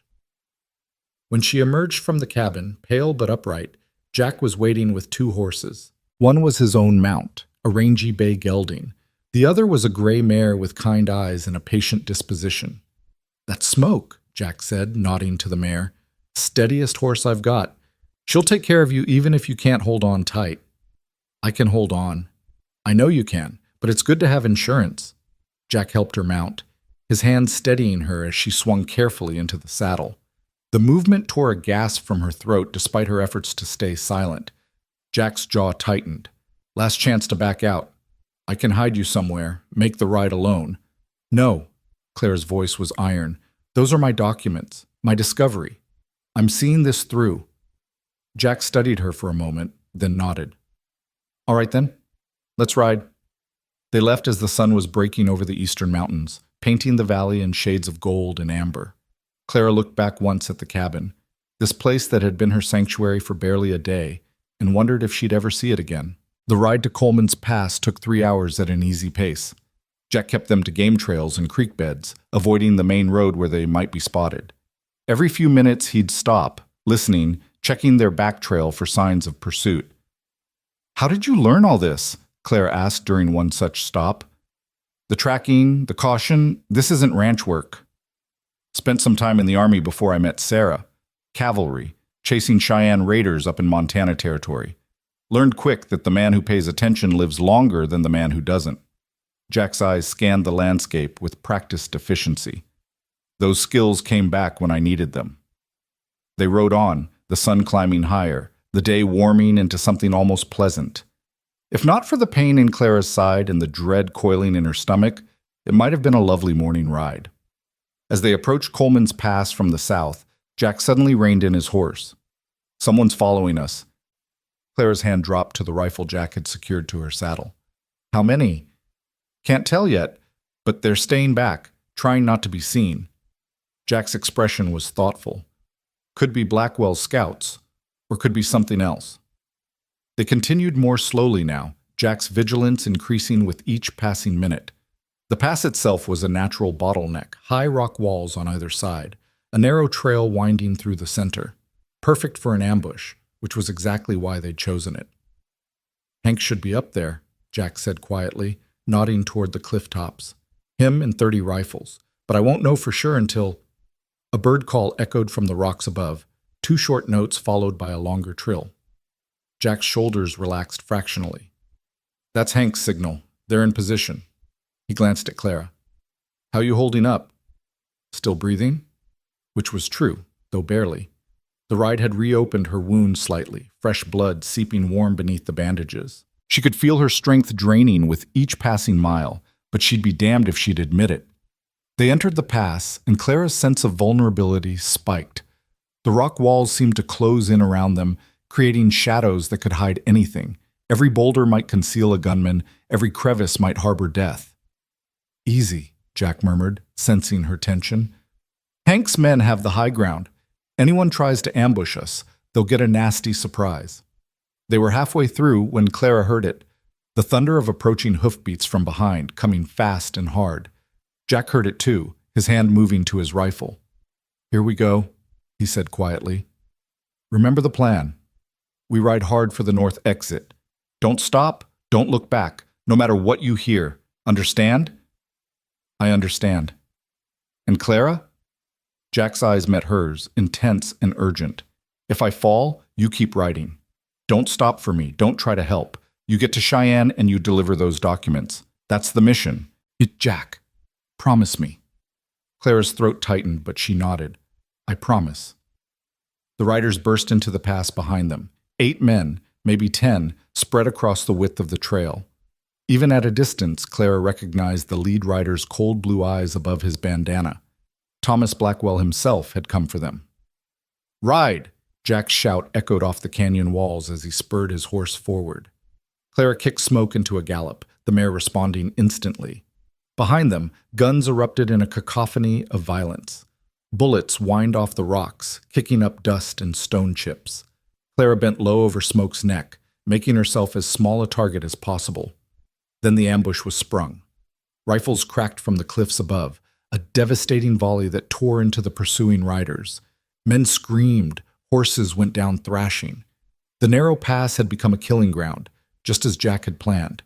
But Blackwell's gang was experienced, hardened by years of violence. They didn't panic. Half of them wheeled their horses around, taking cover behind boulders and returning fire at the cliff tops. The other half kept coming, determined to run down their prey even as their companions fell. "Keep going," Jack shouted over the roar of gunfire. Clara did, though every instinct screamed at her to stop, to help, to do something besides flee. The north exit was visible ahead, a slice of daylight promising escape. They were going to make it. They were actually going to. A bullet caught Smoke in the shoulder. The mare stumbled, her front legs buckling. Clara felt herself flying forward as the horse went down, had one eternal moment to realize she was about to hit the ground hard. Then impact drove the breath from her lungs, sent her rolling across sharp stones. Her wounded side exploded with agony so intense the world went white. When her vision cleared, she was lying on her back, staring up at the strip of blue sky visible between the canyon walls. She couldn't breathe, couldn't move. The documents were still clutched in one hand, miraculously unscathed despite her fall. Hoofbeats pounded closer. "Clara!" Jack was suddenly there, dismounting at a run. His hands found her shoulders, his face appearing above her. "Clara, talk to me." "Can you move?" She managed a gasp, air finally flooding back into her lungs. "The horse. Smoke's down. Can't be helped." Jack was already pulling her up, ignoring her cry of pain. "Can you run?" "I don't know. More gunfire erupted, closer now. One of Blackwell's men had made it past the ambush, was bearing down on them with his pistol drawn. Jack's hand moved in a blur, his own gun clearing leather and barking once. The rider toppled from his saddle, dead before he hit the ground. "Run!" Jack grabbed Clara's arm, half dragging her toward the pass exit. Behind them, the battle raged on. Hank's men firing from above. The gang returning fire and trying to advance. A chaos of violence and death. Clara ran, though every step felt like knives in her side. Blood soaked through her clothes, leaving a trail behind her. Her vision blurred and darkened at the edges, but Jack's hand on her arm kept her moving, kept her focused. They burst out of the north exit, and Jack pushed Clara toward a cluster of boulders. "Get down. Stay hidden. Don't come out until I come for you." "Where are you going?" "Back to help finish this." Jack pressed his pistol into her hand, keeping only his rifle. "You've still got the Derringer. Between the two, you've got 9 shots. Make them count if anyone finds you." "Jack, no, you can't." "I can and I will. Those are my friends up there dying to protect us. I won't hide while they fight." Jack's hand cupped her face, rough and warm. "Stay alive, Clara Whitfield. That's an order." Then he was gone, running back into the pass with his rifle at ready. Clara pressed herself into the rocks, clutching the documents and the guns, listening to the battle rage just out of sight. She could hear individual shots now, the distinct crack of different rifles. Could hear men shouting orders, screaming in pain, cursing as they fought and died. Time became elastic, meaningless. The battle could have lasted 10 minutes or 10 hours. Clara had no way to judge. All she could do was wait, bleeding and terrified, while men killed each other over her discovery. Finally, gradually, the gunfire began to taper off. Individual shots instead of continuous volleys, long silences between reports. Clara's heart hammered against her ribs. Who had won? Was Jack alive? Should she risk moving or stay hidden as ordered? Footsteps approached her hiding place, slow and deliberate. Clara raised the pistol with shaking hands, sighting down the barrel at the gap between boulders. A figure appeared and Clara's finger tightened on the trigger. Then she recognized the weathered hat, the canvas duster. "Don't shoot," Jack said tiredly. "It's over." Clara lowered the gun, relief so intense it left her weak. "You're alive." "More or less." Jack moved closer, and Clara saw blood on his left shoulder, more blood on his vest. But he was walking, talking, alive. "Blackwell's gang is finished, killed 8 of them, captured the rest. Blackwell himself is dead. Hank put a bullet through his heart. And your men. Jack's expression darkened. We lost 4. Another 6 wounded. Could have been worse, but he trailed off, the weight of those losses evident in every line of his body. Clara struggled to her feet, swaying as the world tilted. Jack caught her instantly, his good arm wrapping around her waist. Easy, you're bleeding bad. I'll live. Clara pressed the documents into his hand. We won, Jack. We actually won. Jack looked at Clara. You stay here. Rest while you can. No. Clara's voice was stronger than she felt. Marlowe's working with Gaines. He'll arrest everyone, confiscate the documents, and we'll all end up dead in our cells. I'm coming with you. Jack looked ready to argue, then saw the steel in her eyes and nodded. All right, but stay behind me. They walked back into the past together, Clara leaning heavily on Jack's good arm. The scene that greeted them was chaos. Wounded men being tended, dead outlaws being searched, horses milling nervously. And in the center of it all stood Sheriff Marlowe with his deputies, their guns drawn and pointed at Hank's men. There you are, McAllister, Marlowe called out. I'm placing you under arrest for murder, interference with a criminal investigation, and harboring a fugitive. That fugitive would be me, Clara said, stepping around Jack. And I'm not a fugitive, Sheriff. I'm a witness to a crime. Multiple crimes, actually. Marlowe's eyes narrowed. Miss Whitfield, how kind of you to survive. Mr. Gaines will be so disappointed. I'm sure he will. Clara held up the documents, her hand surprisingly steady. These papers prove Edward Gaines embezzled over $20,000 from the bank and worked with the Blackwell gang to cover it up. They also implicate you, Sheriff, along with Mayor Tinsdale and Judge Blackburn. Dates, amounts, names, it's all here. Those are bank documents, Marlowe said smoothly. Stolen property. I'll be confiscating them as evidence. No, Sheriff, you won't. A new voice cut through the tension, deep and authoritative. Everyone turned to see a tall man in a long coat approaching from the south end of the pass. He wore a silver star on his chest, not a local sheriff's badge, but a U.S. Marshal's star. Behind him rode 4 more men, all armed, all wearing the same federal authority. I'm Marshal James Thornton out of Cheyenne, the man announced, and I've been investigating corruption in Redemption Creek for the past 6 months. I believe the young lady has evidence pertinent to my investigation. Marlowe's face went pale. Marshal Thornton, I didn't know you were in the area. Clearly. Thornton's gaze swept across the scene, taking in the dead outlaws, the wounded ranchers, the standoff. Looks like I arrived just in time. Sheriff Marlowe, I'm placing you under arrest for conspiracy, corruption, and complicity in murder. You'll surrender your weapon and badge, please. This is outrageous. I'm the duly elected. You're a criminal. Thornton's voice cracked like a whip.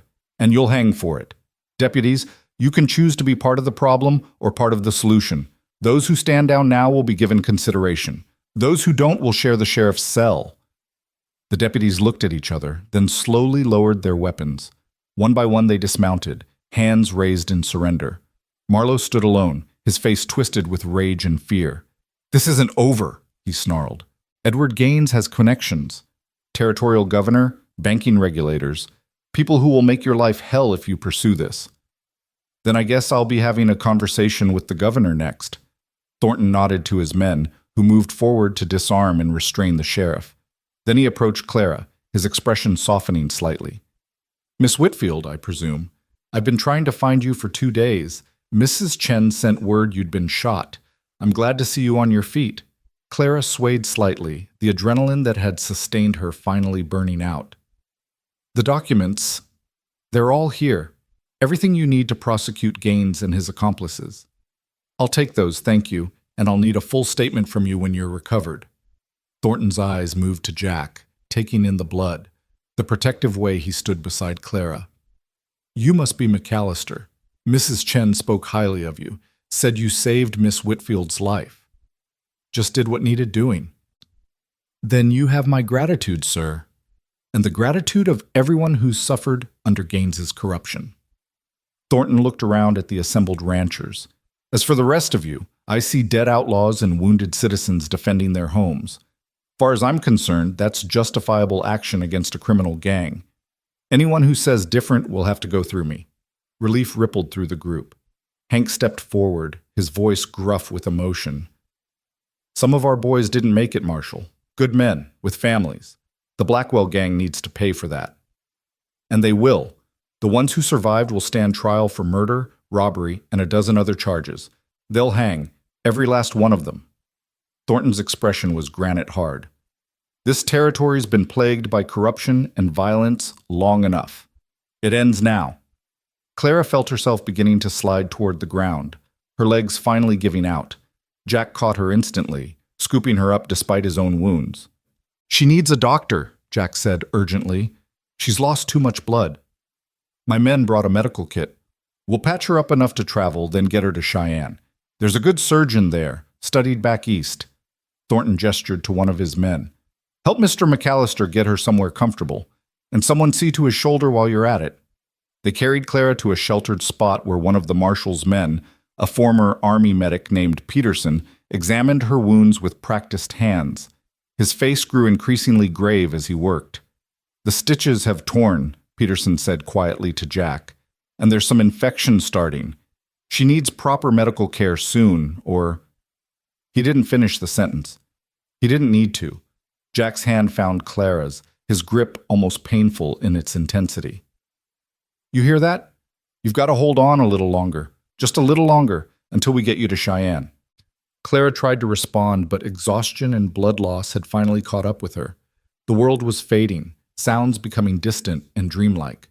She felt hands working on her side, felt the familiar burn of whiskey on the wound, but it all seemed to be happening to someone else, someone far away. Clara, Jack's voice pulled her back, anchoring her. Stay with me. You hear? Stay with me. Those words again, her lifeline, her promise, her reason to keep fighting. Trying, she whispered. So tired, Jack. I know, but you can't give up now. We've come too far. Jack's voice was rough with emotion. You've got to testify, got to see Gaines pay for what he did. And after that, there's a ranch that could use a woman's touch again. Books that need reading, horses that need naming, a future that needs building. Clara's eyes fluttered open, focusing on Jack's face with effort. Are you asking? I'm asking you to live. Everything else we can figure out later. But his eyes held a promise, a possibility that made Clara's heart ache with unexpected hope. All right, she breathed. All right, I'll stay. For you, for the future, for all of it. That's my girl. Jack pressed his forehead to hers briefly, gently. That's my brave girl. Peterson finished his work and stepped back. Best I can do out here, but she needs rest, fluids, and professional care within 24 hours, or we're going to lose her. Then we ride for Cheyenne now, Thornton said decisively. McAllister, can you travel? I can do whatever needs doing. Good man. Thornton began issuing orders, organizing his men and the surviving ranchers. Hank, you and your boys see to your wounded and your dead. Give them proper burial, proper honor. I'll send word to the territorial governor about compensation for your losses and recognition of your service. The rest of you, we're riding hard for Cheyenne. Anyone who can't keep up, speak now. No one spoke. They fashioned a travois for Clara, a makeshift stretcher pulled behind one of the horses. It was rough transport, but gentler than making her ride. Jack insisted on leading the horse himself, staying close enough to monitor her condition. As they prepared to move out, Hank approached Jack and Clara, his hat in his hands. Jack, I want you to know what you did here today, standing up to that gang, protecting Miss Whitfield, organizing all of us. That took courage, real courage. We all showed courage today, Jack replied, and we paid for it in blood. I'm sorry about your men, Hank. They knew what they were fighting for. Home, family, justice. Those are things worth dying for. Hank glanced at Clara. You take care of her, Jack. She's earned her place in this territory. I intend to. The ride to Cheyenne began as the sun reached its zenith, turning the landscape harsh and bright. Clara drifted in and out of consciousness, aware of movement, of Jack's voice speaking low and steady, of Peterson checking on her periodically. Time became fluid, meaningless. She surfaced once to find night had fallen, stars blazing overhead in impossible profusion. Jack rode beside the travois, his face exhausted but vigilant. "How long?" Claire managed to ask. 12 hours to Cheyenne if we don't stop, Jack replied. "Can you make it?" "Have to." Claire's hand found his in the darkness. "Jack, if something happens, promise me you'll testify. Tell them everything. Make sure Gaines and the others pay. Nothing's going to happen. Promise me anyway." Jack's hand tightened on hers. "I promise.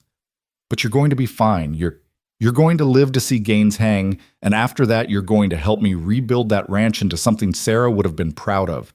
You hear me? You're not dying, Clara Whitfield. I won't allow it." Clara managed a faint smile.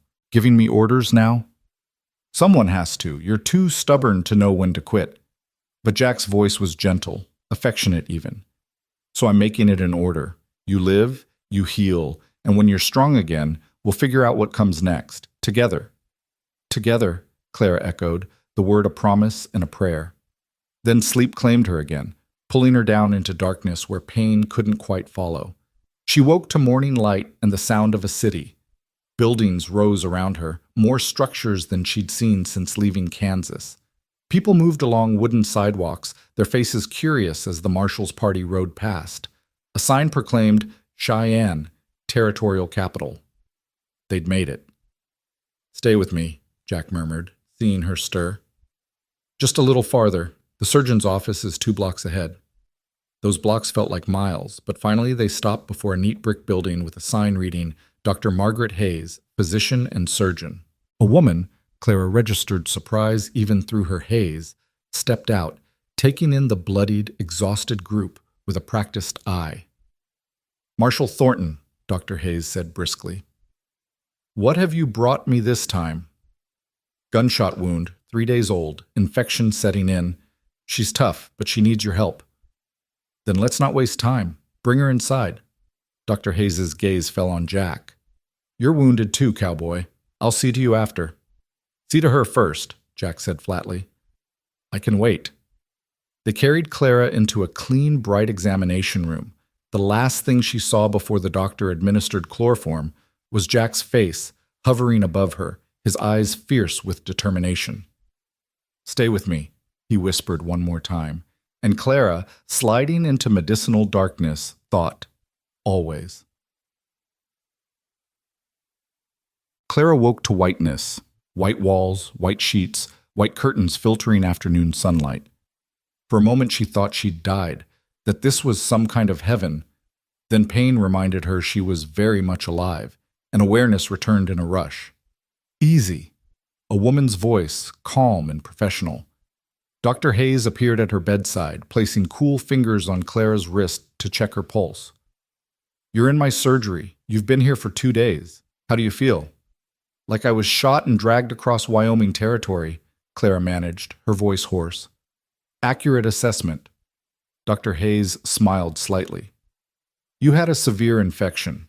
I had to reopen and clean the wound, remove some necrotic tissue, but you're through the worst of it now. Young, strong constitution. That saved you. Jack, Mr. McAllister, is fine. Took a bullet through the shoulder, but it was clean. No bone damage. I patched him up and sent him to rest at the hotel." Dr. Hayes's expression softened. "He sat outside this room for 36 hours straight. Wouldn't leave until I threatened to have the marshal arrest him for disturbing my patients. Even then, he only agreed to go if I promised to send word the instant you woke." Warmth flooded through Clara at the image. He's been through too much already.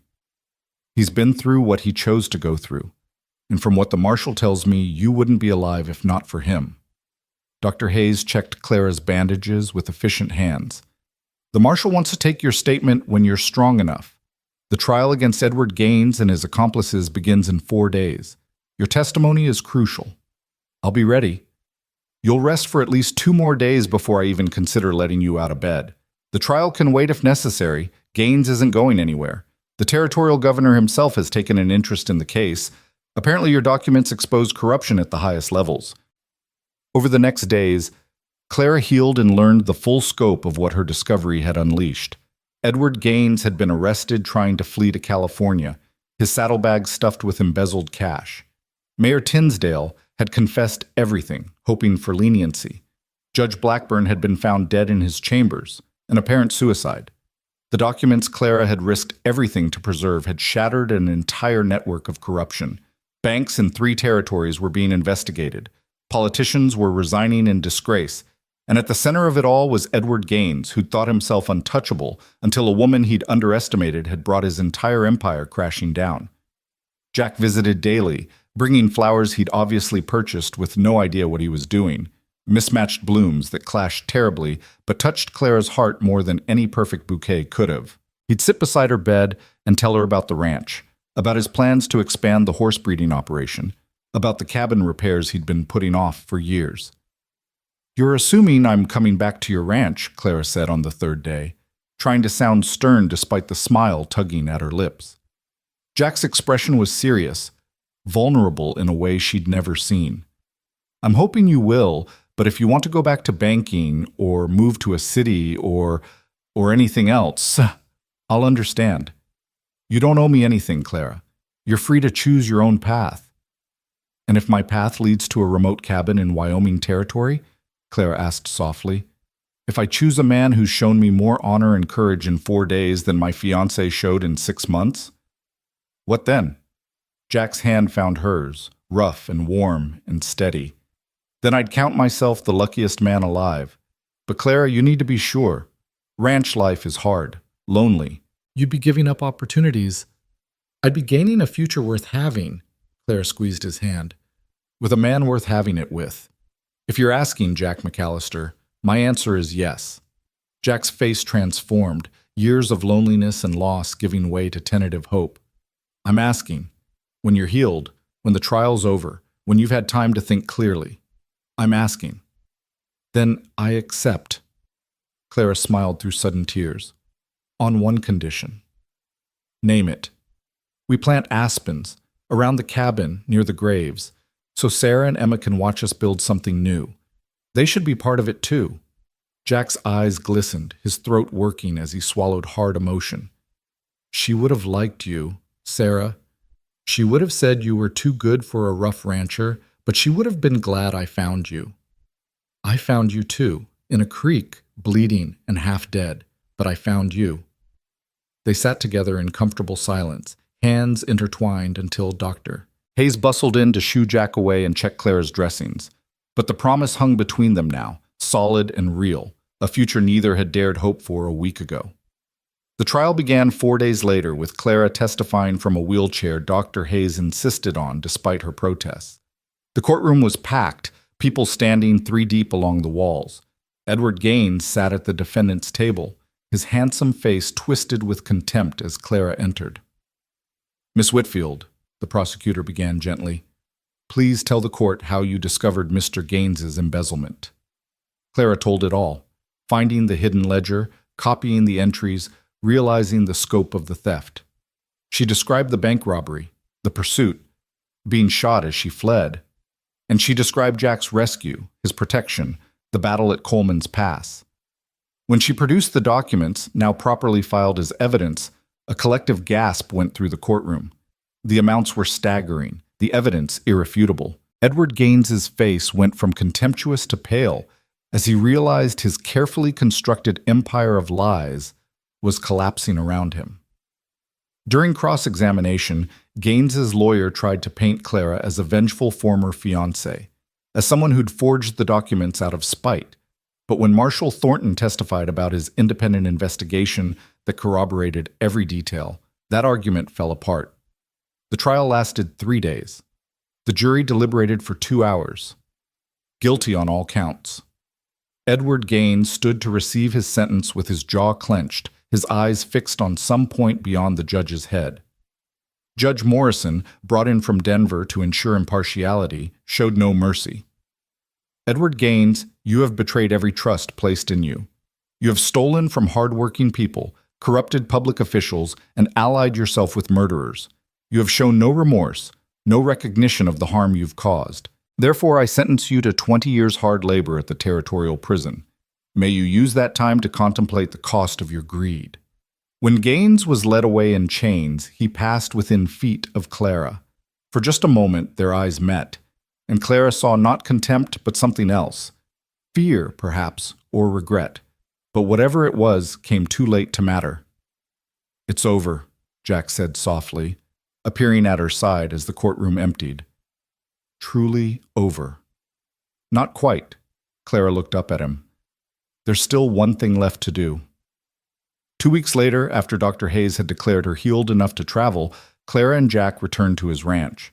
The valley looked exactly as Clara remembered, peaceful, isolated, beautiful in its simplicity. But now she saw it differently, saw it as home. They planted aspens the next day, choosing a spot near the hilltop graves where Sarah and Emma rested. Jack dug while Clara supervised, still not strong enough for hard labor. As each tree went into the ground, Jack would tell a story about Sarah's love of their rustling leaves, about Emma's attempts to climb them despite being too small, about dreams of the future these trees represented. "They'll grow tall," Clara said, watching the last sapling settle into place. "Years from now, this whole hillside will be covered with aspens." "Years from now," Jack repeated, turning to face her. "Clara, I know we haven't known each other long. I know you've been through trauma and you might feel differently once the shock wears off. But I need to say this now, while I've got the courage." He pulled a small velvet box from his pocket, worn, well-loved, clearly old. "This was my mother's ring.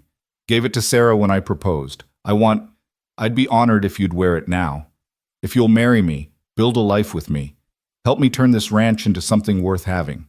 Clara took the box with trembling hands, opening it to reveal a simple gold band with a small emerald. It was beautiful, not for its value, but for what it represented: generations of love, of family, of promises kept. "Jack McAllister," she said, her voice steady despite the tears on her cheeks. "I will marry you, I will build a life with you, and I will love you as fiercely as you've protected me." Jack slid the ring onto her finger, and it fit perfectly, as if it had been waiting for her all along. Then he kissed her, gentle at first, mindful of her still healing wounds, then deeper as she pressed into him. When they finally pulled apart, both breathless, Jack rested his forehead against hers. "I can't promise it'll be easy. Ranch life is hard, and I'm set in my ways, and there'll be times you wonder why you said yes to a stubborn cowboy. I said yes because you saved my life, because you stood up to a gang when you could have walked away, because you see me as strong, not fragile." Clara's hand cupped his weathered face. "I said yes because when I was bleeding and broken and certain I'd die, you kept telling me to stay with you, and I want to stay with you, Jack, for all the years we have left." "Stay with me," Jack whispered, the words that had become their vow, their promise, their foundation. "Always." "Always," Clara agreed. They stood together on the hillside as the sun set, two people who'd found each other in the worst circumstances and chosen to build something better. Below them, the ranch waited. Work to be done, dreams to be realized, a future to be written together. And all around them, the young aspens rustled in the evening breeze, their leaves whispering promises of growth and life and love that would endure. The wedding took place on a crisp October morning, 6 weeks after the trial ended. Clara stood in the small church in Redemption Creek wearing a simple cream-colored dress that Mrs. Chen had helped her sew, her hands steady as she spoke vows that meant more than any elaborate ceremony could have conveyed. Jack's voice was rough with emotion as he promised to love and protect her, to stand beside her through whatever hardships the frontier threw at them. When the circuit preacher pronounced them husband and wife, the small gathering of ranchers and townspeople erupted in genuine celebration. These were people who'd fought alongside them, who'd risked everything to stand against corruption and violence. Hank Devlin clasped Jack's shoulder afterward, his weathered face creasing with a rare smile. "Never thought I'd see you take another wife, Jack, but this one's a fighter. She'll do right by you." "She already has," Jack replied, his eyes finding Clara across the room where she was accepting congratulations from Mrs. Chen and Dr. Hayes, who'd made the journey from Cheyenne specifically for the occasion. The reception was held at Hank's ranch, the largest spread in the area, with tables laden with food the neighboring families had contributed. It wasn't fancy by city standards, but the generosity behind every dish, every handshake, every raised glass told Clara she'd found more than a husband. She'd found a community willing to accept her as one of their own. As the sun began its descent toward the western mountains, Jack pulled Clara aside, away from the celebration. "Ready to go home, Mrs. McAllister?" The name still felt new, strange, and wonderful in equal measure. "I've been ready since the moment you found me in that creek." They rode back to the cabin as twilight painted the valley in shades of purple and gold, the same route they'd taken that desperate day weeks ago when Clara had been bleeding and broken. But now she sat upright in the saddle, her wound healed to a tender scar, her strength returned. Now she rode toward a future instead of away from death. The cabin glowed with lamplight as they approached. Jack had spent the past week preparing for this moment, cleaning every surface, stocking the shelves with supplies, even hanging curtains in the windows at Mrs. Chen's insistence. It was still simple, still rough around the edges, but it was home. Jack dismounted and helped Clara down, then surprised her by sweeping her into his arms. "Tradition," he explained, carrying her across the threshold. "Sarah insisted on it, even though I told her it was foolish. Turned out to be one of my favorite memories." He set Clara down gently in front of the fireplace, which crackled with fresh-laid wood. For a moment they simply stood there, the weight of everything they'd been through settling around them like a comfortable blanket.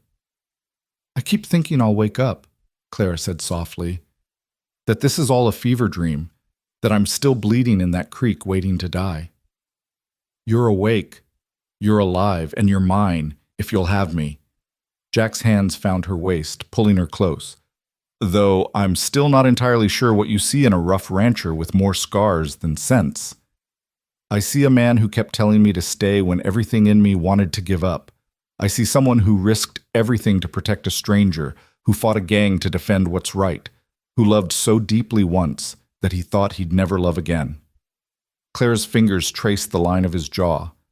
"I see my husband, and that's more than enough." Jack kissed her then, deep and thorough, all the restrained desire of the past weeks finally unleashed.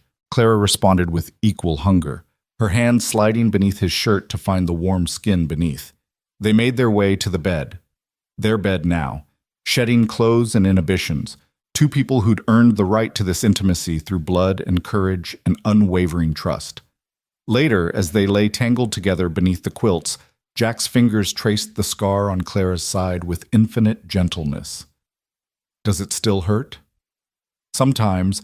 Dr. Hayes says it always will, a little, but it's a good hurt. Reminds me I survived, that I'm stronger than I thought." Clara caught his hand, pressed it against the scar. "It reminds me of you, actually, of your voice telling me to stay with you when staying seemed impossible. I was terrified I'd lose you. When you fell from that horse in the pass, when I saw how much blood you'd lost." Jack's voice went rough. "I've lost too many people I cared about. Couldn't stand the thought of losing you too." "You didn't lose me. You saved me." Clara shifted to face him fully, her eyes serious in the lamplight. "And now we get to figure out what comes next. Together." What came next, it turned out, was harder than either of them had anticipated. The romance of their dramatic courtship gave way to the grinding reality of ranch life as winter approached. There were horses to tend, cattle to move to winter pasture, fences to mend before the first snow. Clara threw herself into the work with determination, learning skills she'd never needed as a bank teller: how to milk a cow, how to churn butter, how to preserve vegetables for the long months ahead. Jack was patient but exacting, understanding that Clara's pride wouldn't accept being coddled, but insisting she learn things properly.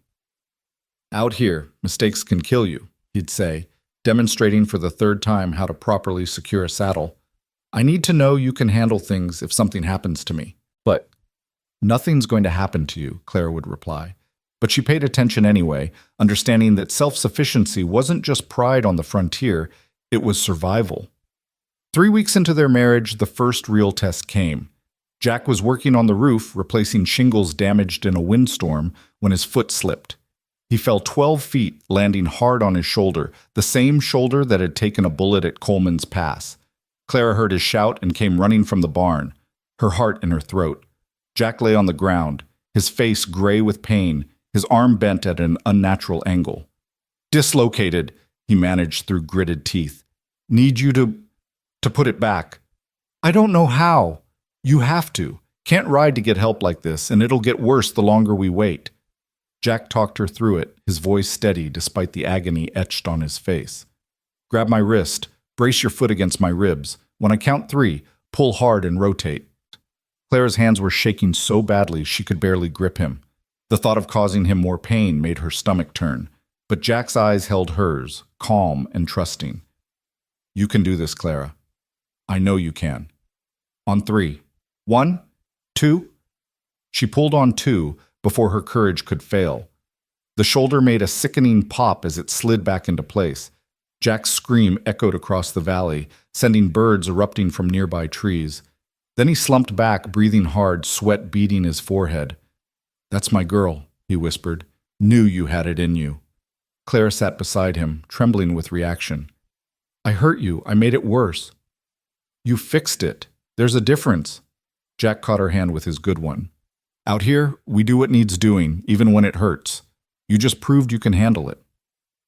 That night, as Clara tended his bruised and swollen shoulder with compresses and the medical supplies doctor Hayes had sent home with them, she understood something fundamental about their new life. It wasn't going to be like the dramatic rescue and passionate romance of those first days. It was going to be harder, quieter, filled with small crises and daily challenges that required grit more than heroism. But as she settled beside Jack in their bed, listening to his breathing even out into sleep despite the pain, Clara realized she wouldn't trade it for anything. This was real. This was partnership. This was building something that would last. The first snow came in mid-November, 3 inches overnight that transformed the valley into a wonderland. Clara woke to find Jack already up, stoking the fire to chase away the morning chill. Beautiful, isn't it? He said, nodding toward the window where sunlight glinted off pristine white. Terrifying, you mean? How do we manage with all this snow? Carefully, and together. Jack poured coffee, strong and black, and they sat at the table planning the day's work. The chickens would need extra feed. The horses required fresh water from the creek before it froze solid, and they'd need to bring several loads of firewood closer to the cabin while they could still navigate the paths. It became their routine, mornings spent planning, days spent working side by side, evenings by the fire, where Jack would read aloud from his collection of books, while Clara mended clothes or prepared meals. Sometimes Hank or other neighbors would stop by, bringing news from town or checking to ensure the newlyweds had weathered the latest storm. But mostly they were alone, just the two of them, and the animals, learning each other's rhythms and habits. Clara discovered that Jack sang while he worked, off-key but enthusiastic, usually old army songs with lyrics that made her blush. Jack learned that Clara talked to the horses, carrying on elaborate conversations with them about everything from the weather to politics. These small intimacies, unremarkable in themselves, wove them together more tightly than any grand gesture could have. But the specter of what they'd been through wouldn't quite leave them alone. Clara still woke sometimes in the night, gasping from dreams where Edward Gaines stood over her with a gun, where the Blackwell gang caught her in an endless canyon, where she bled out in Jack's arms despite his desperate pleas to stay.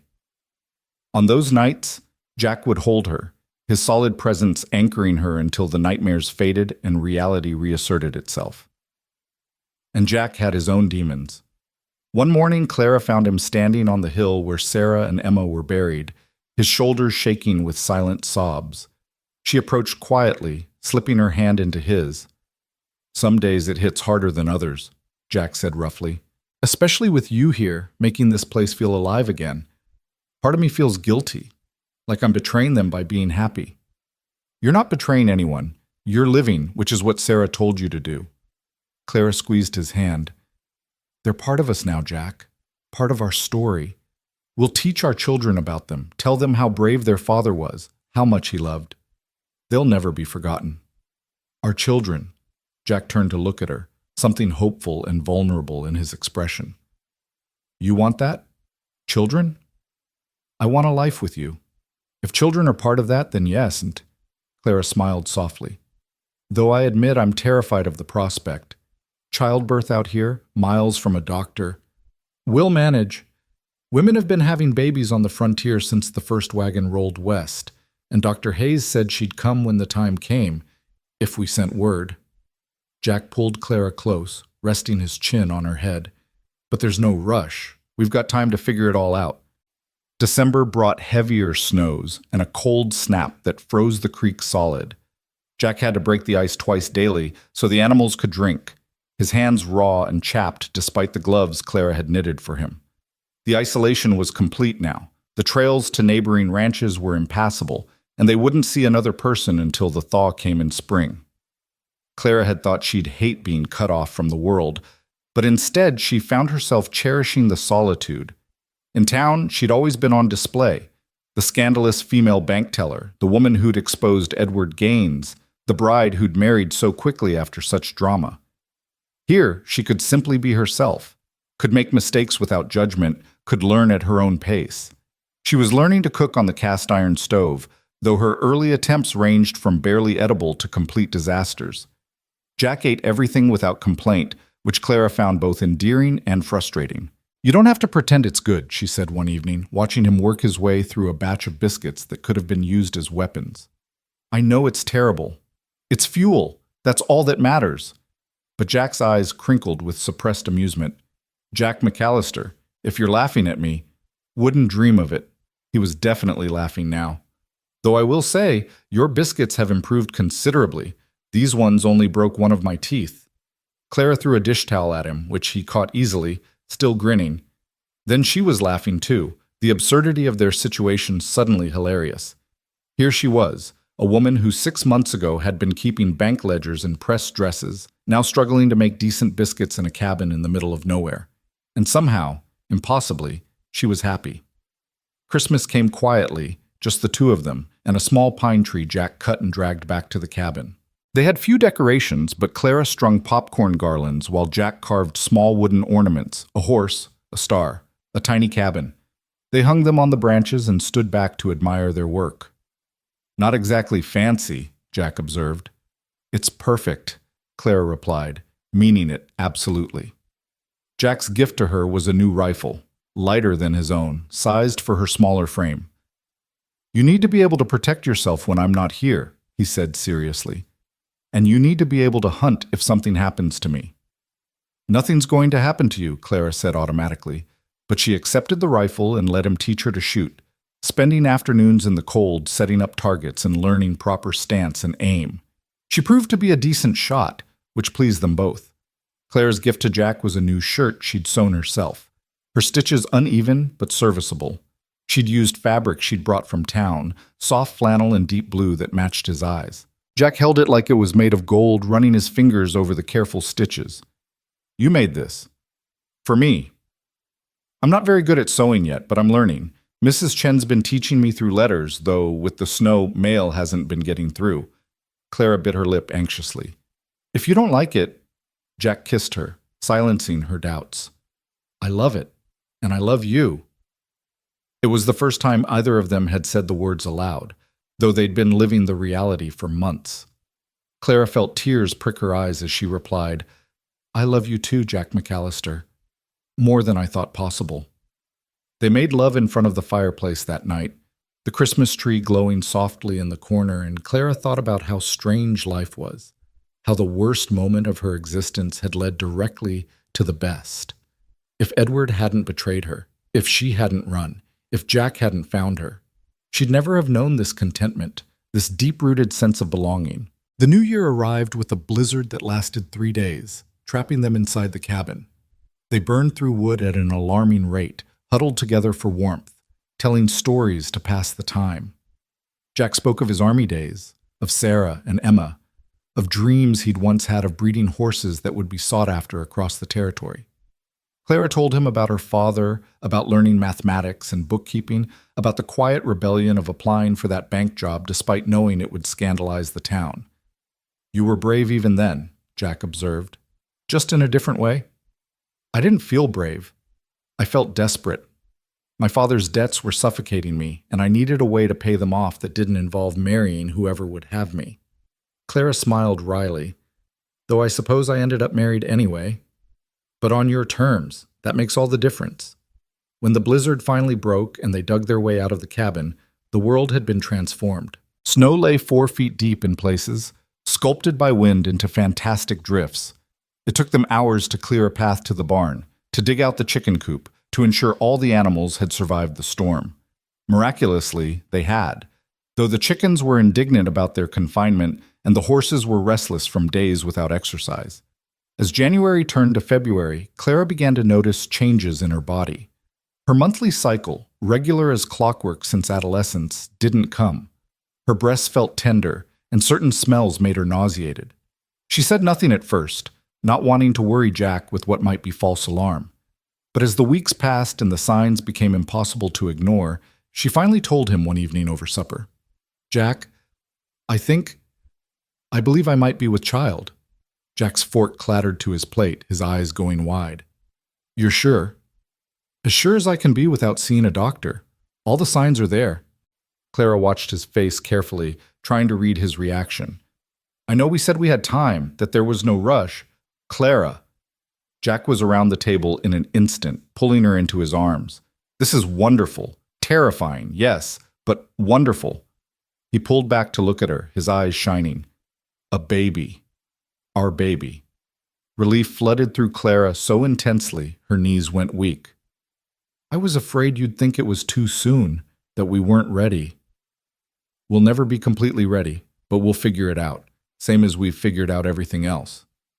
Jack's hand settled on her still flat stomach with infinite gentleness. "A baby.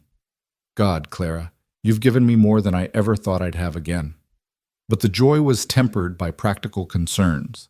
Clara was 3 months pregnant, by her best estimate, which meant the baby would come in late summer. They'd need to send word to Dr. Hayes soon to ensure she could be there for the birth. They'd need supplies, baby clothes, a cradle, and they'd need to prepare mentally for the risk.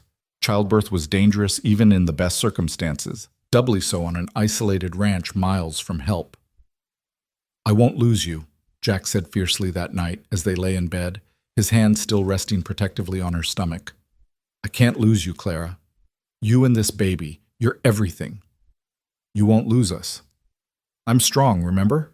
Strong enough to survive a bullet and a gang of outlaws. I can survive childbirth." But Clara's voice held a tremor of uncertainty. She'd seen women die in childbirth, knew the statistics were grim. All her bravery, all her determination might not be enough if something went wrong. Jack must have heard the fear because he pulled her closer, his lips against her temple. "We'll get through this. Together, just like everything else." "Together," Clara echoed, letting his certainty bolster her own flagging courage. The winter began its slow retreat in March, the snow melting gradually to reveal brown grass and muddy trails. The first rider they'd seen in 4 months appeared one sunny afternoon, Hank Devlin, looking travel-worn but grinning widely. "Thought I'd better check on you newlyweds," he said, dismounting stiffly. "Make sure you hadn't killed each other out of cabin fever." "We survived," Jack replied dryly. "Though there were moments." Over coffee, they caught up on news from the territory. Edward Gaines had tried to escape from the prison work camp and been shot by guards. He'd survived, but lost the use of his right hand, which felt like a particularly fitting punishment for a man who'd stolen with a pen. The territorial governor had implemented new banking regulations inspired by Clara's case, and most surprisingly, the town of Redemption Creek was looking for a new bank manager, someone honest, competent, and trusted by the community. "They're asking for you, Clara," Hank said, watching her face carefully. "The bank board wants you to come back, take over as manager. Said you've more than proved your capabilities." Clara felt Jack tense beside her, though he said nothing. She reached for his hand under the table, squeezing gently before responding. "That's quite an offer. But I'm needed here. We're building something, Jack and I. Something that matters more to me than any bank job." "You're sure? It's good pay, respect, independence. I have all those things already," Clara interrupted gently, "and I'm pregnant, which makes traveling back and forth impossible. Tell the board I'm honored, but my place is here." Relief flooded Jack's face, though he tried to hide it. After Hank left, he turned to Clara, his expression serious. "You didn't have to refuse on my account. If you wanted to go back to banking, I don't. I really don't." Clara cupped his face, making sure he heard the truth in her words. "I spent years in that bank, Jack, surrounded by ledgers and transactions, watching money change hands without any of it meaning anything real. Here, everything means something.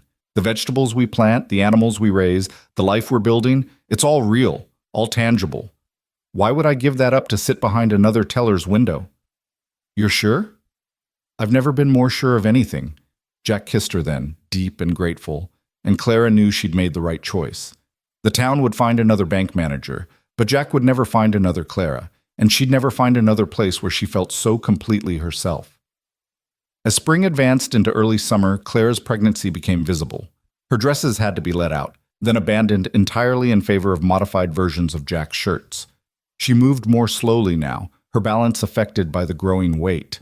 But she refused to be treated as an invalid, continuing to help with chores even as Jack fretted and tried to do everything himself.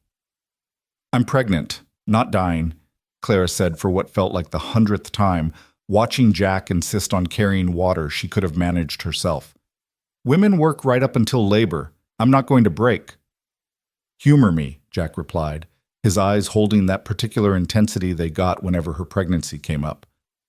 I need to feel like I'm protecting you, even if it's from things you don't need protection from. Clara softened, understanding the fear beneath his hovering. I know, but Jack, you have to trust that I'll tell you if something's wrong. And you have to let me stay active. It's better for the baby if I keep moving. They compromised, as they'd learned to do about most things. Clara continued her lighter chores, but let Jack handle anything strenuous. She worked in the garden they'd planted, tending the vegetables that would feed them through the next winter. She collected eggs, fed the chickens, even helped Jack gentle a new foal, her movements careful but confident.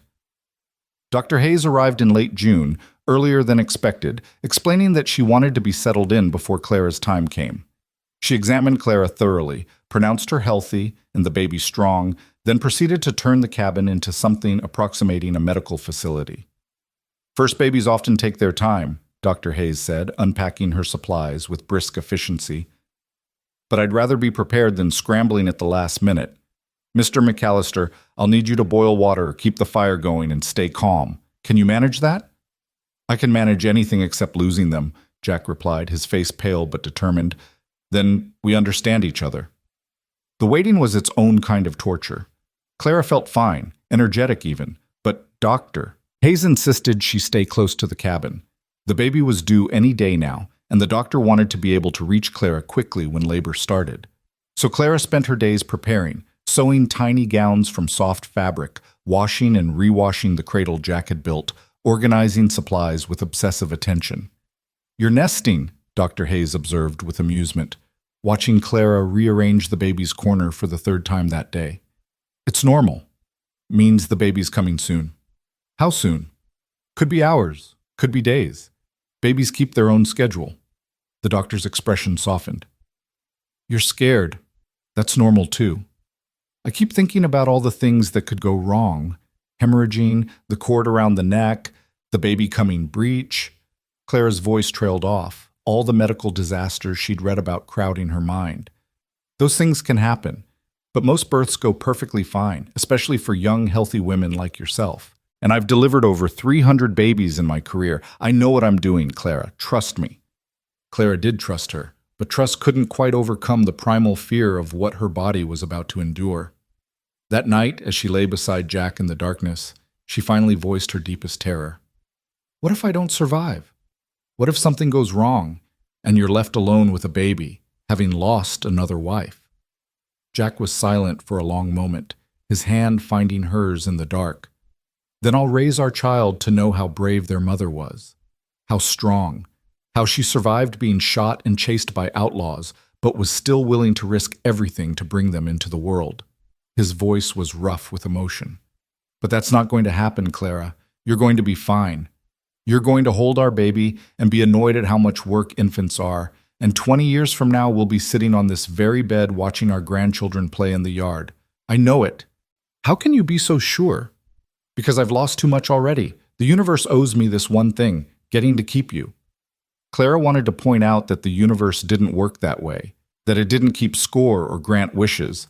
But Jack's certainty was its own kind of comfort, something solid to lean on when her own courage faltered.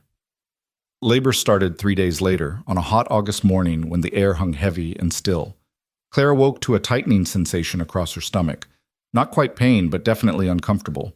She lay quietly, timing the contractions by the light growing outside the window. 10 minutes apart. Then 8. Then 6. Jack, she said softly, shaking his shoulder. It's time. Jack bolted upright like he'd been struck by lightning, his eyes wild. Time? Now. But I thought, should I get the doctor? Should I boil water? What do I...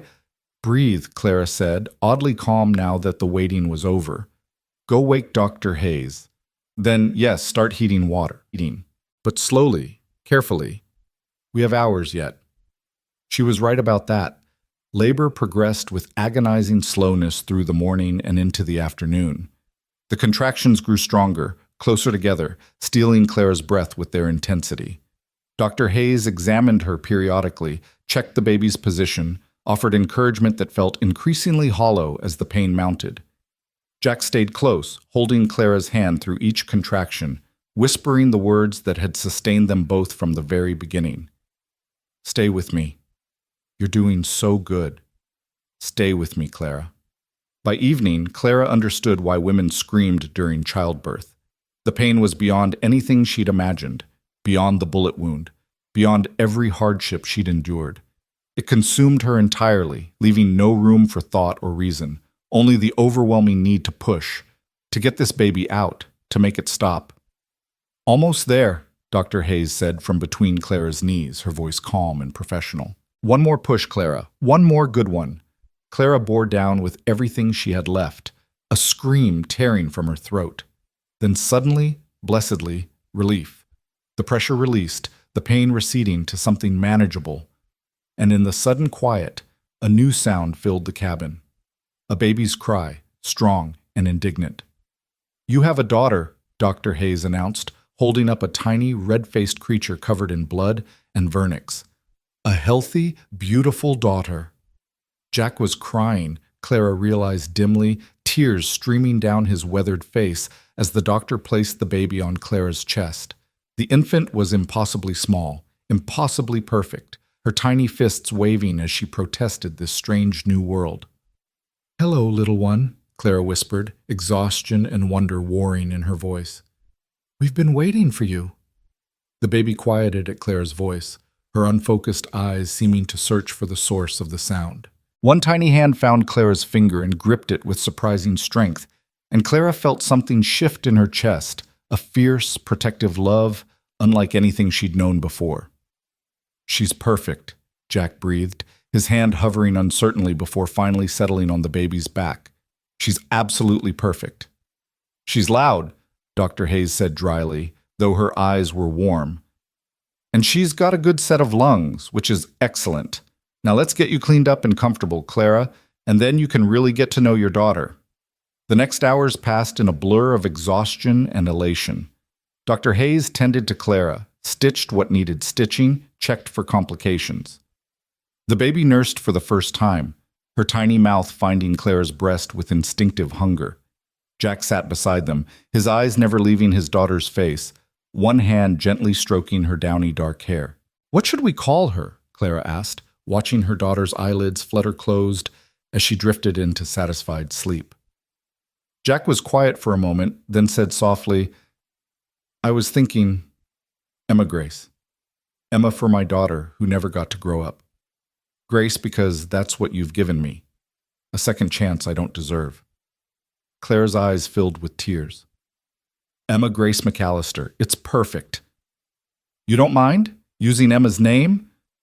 I think it's beautiful. It honors your past while celebrating our future. Clara looked down at the sleeping baby. Hello, Emma Grace. You're named for a brave little girl who came before you. You've got a lot to live up to. Dr. Hayes left a week later, satisfied that both mother and baby were thriving. Before she departed, she pulled Clara aside, her expression serious. You did remarkably well, but I need to be honest with you. The tearing was significant. Another pregnancy might be dangerous. You should wait at least 2 years before trying again, if you decide to have more children at all. The warning sobered Clara, but didn't devastate her. She had Emma now, perfect and healthy. And she had Jack, who'd proved himself not just a rescuer, but a true partner. If Emma was their only child, that would be enough. The late summer days took on a new rhythm now, dictated entirely by Emma's needs. Clara learned to function on scattered fragments of sleep, to nurse while eating breakfast, to recognize the different types of cries that meant hungry or tired or simply wanting to be held. Jack proved to be a natural father, rising for night feedings even though he couldn't nurse, walking the floors with Emma when she was fussy, singing his off-key army songs that somehow soothed her when nothing else would. "You're good at this," Clara observed one evening, watching Jack change Emma's diaper with practiced efficiency. "I've had practice." Emma, the first Emma. She went through a phase where she'd only sleep if I was holding her. Sarah would hand her over and collapse for a few hours while I paced the floor. The memory brought both pain and warmth to his face. I'm glad I get to do it again. To do it right this time, without the fear of losing them. But the fear wasn't entirely gone. Clara caught Jack sometimes standing over Emma's cradle at night, his hand hovering near her chest to ensure she was still breathing. She understood the impulse, had done the same thing herself more than once. They'd both lost too much to take any moment of happiness for granted. September brought an unexpected visitor. A courier arrived from Cheyenne bearing an official-looking document sealed with the territorial governor's stamp. Jack opened it with trepidation, then his eyes widened as he read. "It's a commendation," he said slowly, "from the governor himself, for our role in exposing corruption and bringing the Blackwell gang to justice. There's money too, $500 as a reward." "That's a fortune," Clara breathed. $500 could expand the ranch significantly, buy breeding stock, make improvements they'd been putting off. But the letter wasn't finished. Jack kept reading, his expression growing increasingly stunned. "The governor's also granting us an additional land claim, another 160 acres adjoining our current property, in recognition of our service to the territory." Clara sat down heavily, Emma cradled against her chest. More land meant more opportunities, more security for their growing family. It meant Jack could finally pursue his dream of breeding horses on a larger scale. "We did it," she said softly. "We actually did it, Jack. We survived. We built something, and now we're being rewarded for it." Jack crossed to her, kneeling beside the chair so he could look into her eyes. "You did it, Clara. Your courage, your determination to expose the truth even when it nearly killed you, that's what changed everything. I just helped you stay alive long enough to see it through." "We helped each other." Clara kissed him gently. "That's how partnerships work." That night, after Emma was asleep and the cabin was quiet, they made love with a tenderness that spoke of everything they'd been through together. It was different from the desperate passion of their early days, different from the comfortable intimacy they'd developed over months of marriage. This was deeper, richer, weighted with the knowledge of how easily they could have lost each other, how precious each moment together truly was. Afterward, as they lay tangled together, Jack's hand traced patterns on Clara's back while she drowsed against his chest. "Do you ever regret it?" Jack asked quietly. "Giving up the bank job, the town life, everything you might have had?" Clara lifted her head to meet his eyes. "Every decision has costs. I gave up financial independence, intellectual stimulation, the pride of being the first woman bank manager. But I gained something more valuable. A partner who sees me as an equal, a home I helped build, a daughter I'm raising to be brave and strong. And I gained you, Jack McAllister. Why would I regret any of that? I just want you to be happy." "I am happy, exhausted, covered in spit up, with hands rough from work I never imagined doing, but happy." Clara smiled. "This is the life I choose every single day, and I'd choose it again in a heartbeat." Jack pulled her close, his heart steady beneath her ear. "Stay with me," he whispered, the old words taking on new meaning after everything they'd been through.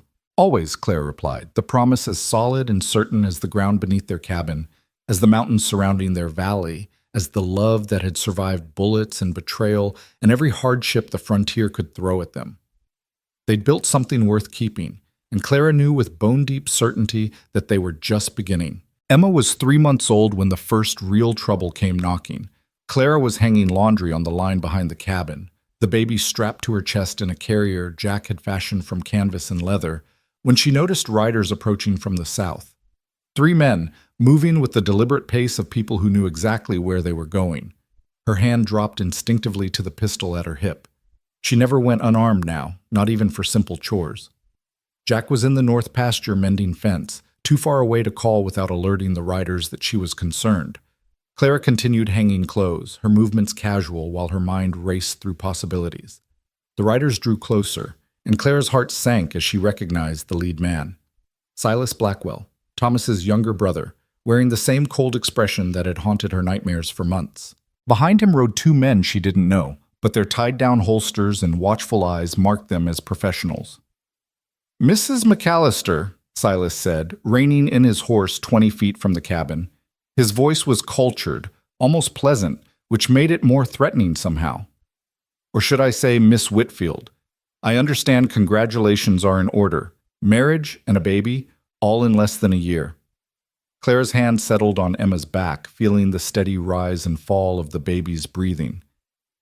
"My name is Clara McAllister, and you're trespassing on private property. Just came to have a conversation, woman to man, so to speak." Silas dismounted slowly, keeping his hands visible. His companion stayed mounted, positioned to cut off any escape route. "You see, Mrs. McAllister, your testimony put my brother in the ground. Your documents destroyed an operation that took years to build. And while I understand you thought you were doing the right thing, actions have consequences. Your brother robbed banks and killed innocent people. The consequences were his own doing. Perhaps.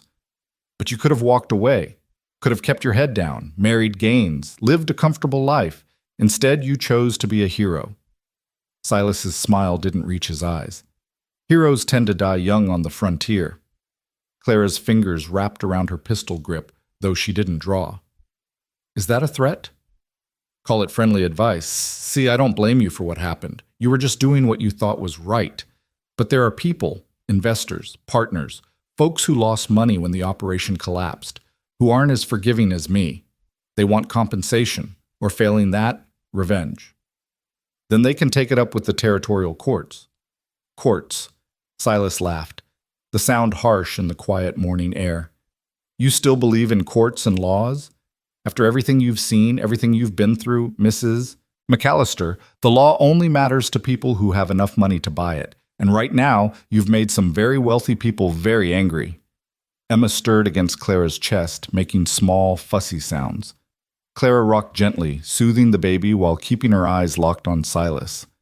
"What do you want?" "Information. There were other documents, weren't there? Documents you didn't turn over to the marshal. Insurance, in case things went wrong. I want to know where they are." Clara's mind raced. There were no other documents. She'd given Marshal Thornton everything, but admitting that would remove any leverage she might have. "And if I knew where such documents were, what would you offer in exchange?" "Your life. Your husband's life. Your daughter's life."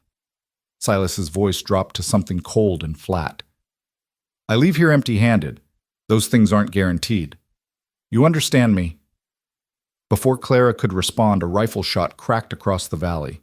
Dirt kicked up inches from Silas's boot. Every man tensed, hands moving toward weapons. "Next one goes through somebody's skull," Jack's voice called from the barn loft, where he must have spotted the riders and circled back unseen. "Lady said you're trespassing. Time to leave." Silas's jaw tightened, but he raised his hands carefully, showing he wasn't going for his gun. "This isn't over, McAllister. I came here peaceful, offering a business transaction, but there are others who won't be so polite. Then they'll get the same reception you're getting. Now mount up and ride out, before my finger slips." The three men climbed back on their horses with deliberate slowness, none of them willing to make a move that might provoke Jack to fire. But as Silas turned his mount, he looked directly at Clara, his meaning clear.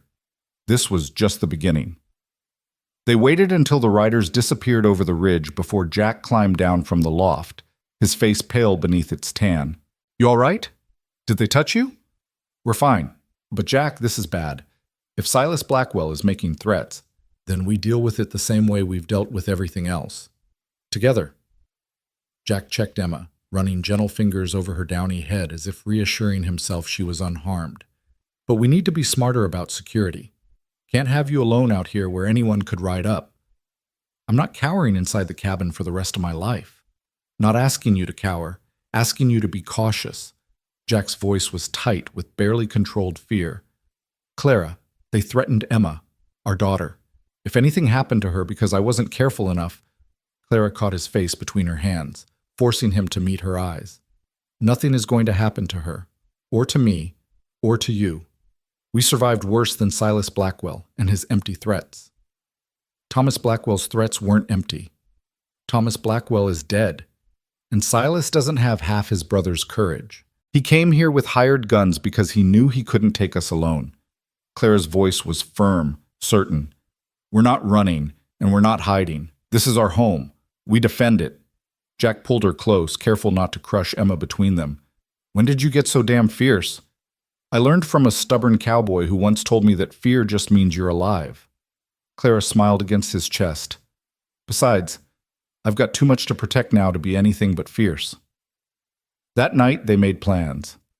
Jack would ride to Hank's ranch at first light, warn the neighbors about Silas's appearance, organize a watch system so no ranch would be left vulnerable. Clara would write to Marshal Thornton, inform him of the threat, see if federal protection might be available. And they'd fortify the cabin, additional locks, better sight lines, supplies cached in case of siege. It felt like preparing for war, which Clara supposed it was. A different kind of war than the ambush at Coleman's Pass, fought with intimidation and fear instead of bullets. But war, nonetheless. The marshal's reply came 2 weeks later, carried by the same courier who'd delivered the governor's commendation. Thornton's letter was apologetic but clear. With Thomas Blackwell dead and the gang scattered, federal resources had been redirected elsewhere. Unless Silas made an overt move, there was little the law could do about implied threats and veiled warnings. We're on our own, Clara said, folding the letter with steady hands. Expected as much, but it would have been nice to be wrong. Jack was cleaning his rifle, a task he performed daily now with meticulous care. We've been on our own before. Worked out all right. Jack, this is different. Last time we knew where the threat was coming from, when it would arrive. This time, Clara trailed off, gesturing at the peaceful valley visible through the window. They could come any time, or never. We'll spend our lives looking over our shoulders. Then we look over our shoulders. It's not the life I wanted for us, but it's the life we've got. Jack set the rifle aside and crossed to where Clara sat nursing Emma. I won't apologize for protecting you. Won't apologize for doing what was right, even if it brought consequences. I'm not asking you to apologize. Clara looked down at Emma, who nursed contentedly, oblivious to the dangers surrounding her. I want better for her. Want her to grow up without fear. Then we give her that. We make this valley so safe, so protected, that fear never touches her. Jack's hand settled on Emma's back. And if that means I sleep light and carry a gun everywhere, so be it. She's worth it. You're both worth it. Winter came early that year, snow falling in October and lasting through April. The isolation was even more complete than the previous year, but this time it felt less like sanctuary and more like siege. Every rider approaching the cabin sent them into defensive positions. Every unfamiliar sound at night had Jack reaching for weapons. They were living on a knife's edge, waiting for a blow that never quite fell. Emma grew despite the tension, hitting milestones that brought joy even in the midst of vigilance.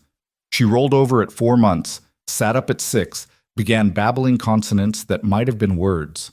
Jack was besotted with her, spending every free moment playing peekaboo or making her laugh with silly faces. Watching him with their daughter, Clara could see the father he'd been before tragedy struck, could imagine the man he might have been if life hadn't been so cruel. She has your stubbornness, Jack observed one evening, watching Emma repeatedly pull herself toward a toy just out of reach instead of crying for help. Look at that determination. She's going to be trouble when she's older. She gets that from both of us, Clara replied, amused. Though I prefer to call it persistence. Call it whatever you want. Still means she's going to give us gray hair before she's 5. Spring thaw brought Hank Devlin with news from town.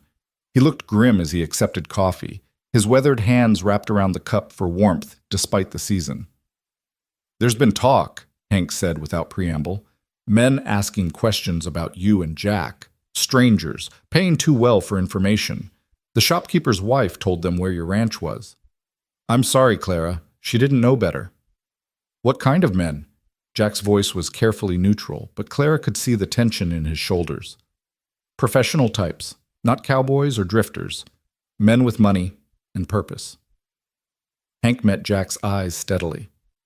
I think Silas Blackwell's making his move, finally getting around to that revenge he promised. Clara felt ice form in her stomach. When? Can't say for sure. But if I were you, I'd assume soon. Maybe wait for the passes to clear completely so they can bring more men. Hank glanced at Emma, who was playing with wooden blocks on a blanket. You should consider leaving, taking your family somewhere safe until this blows over.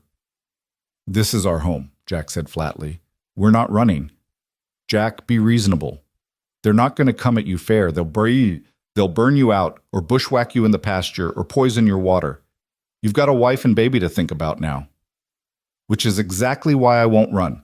Start running. You never stop. They'll chase us from town to town, territory to territory, until we're dead or broken.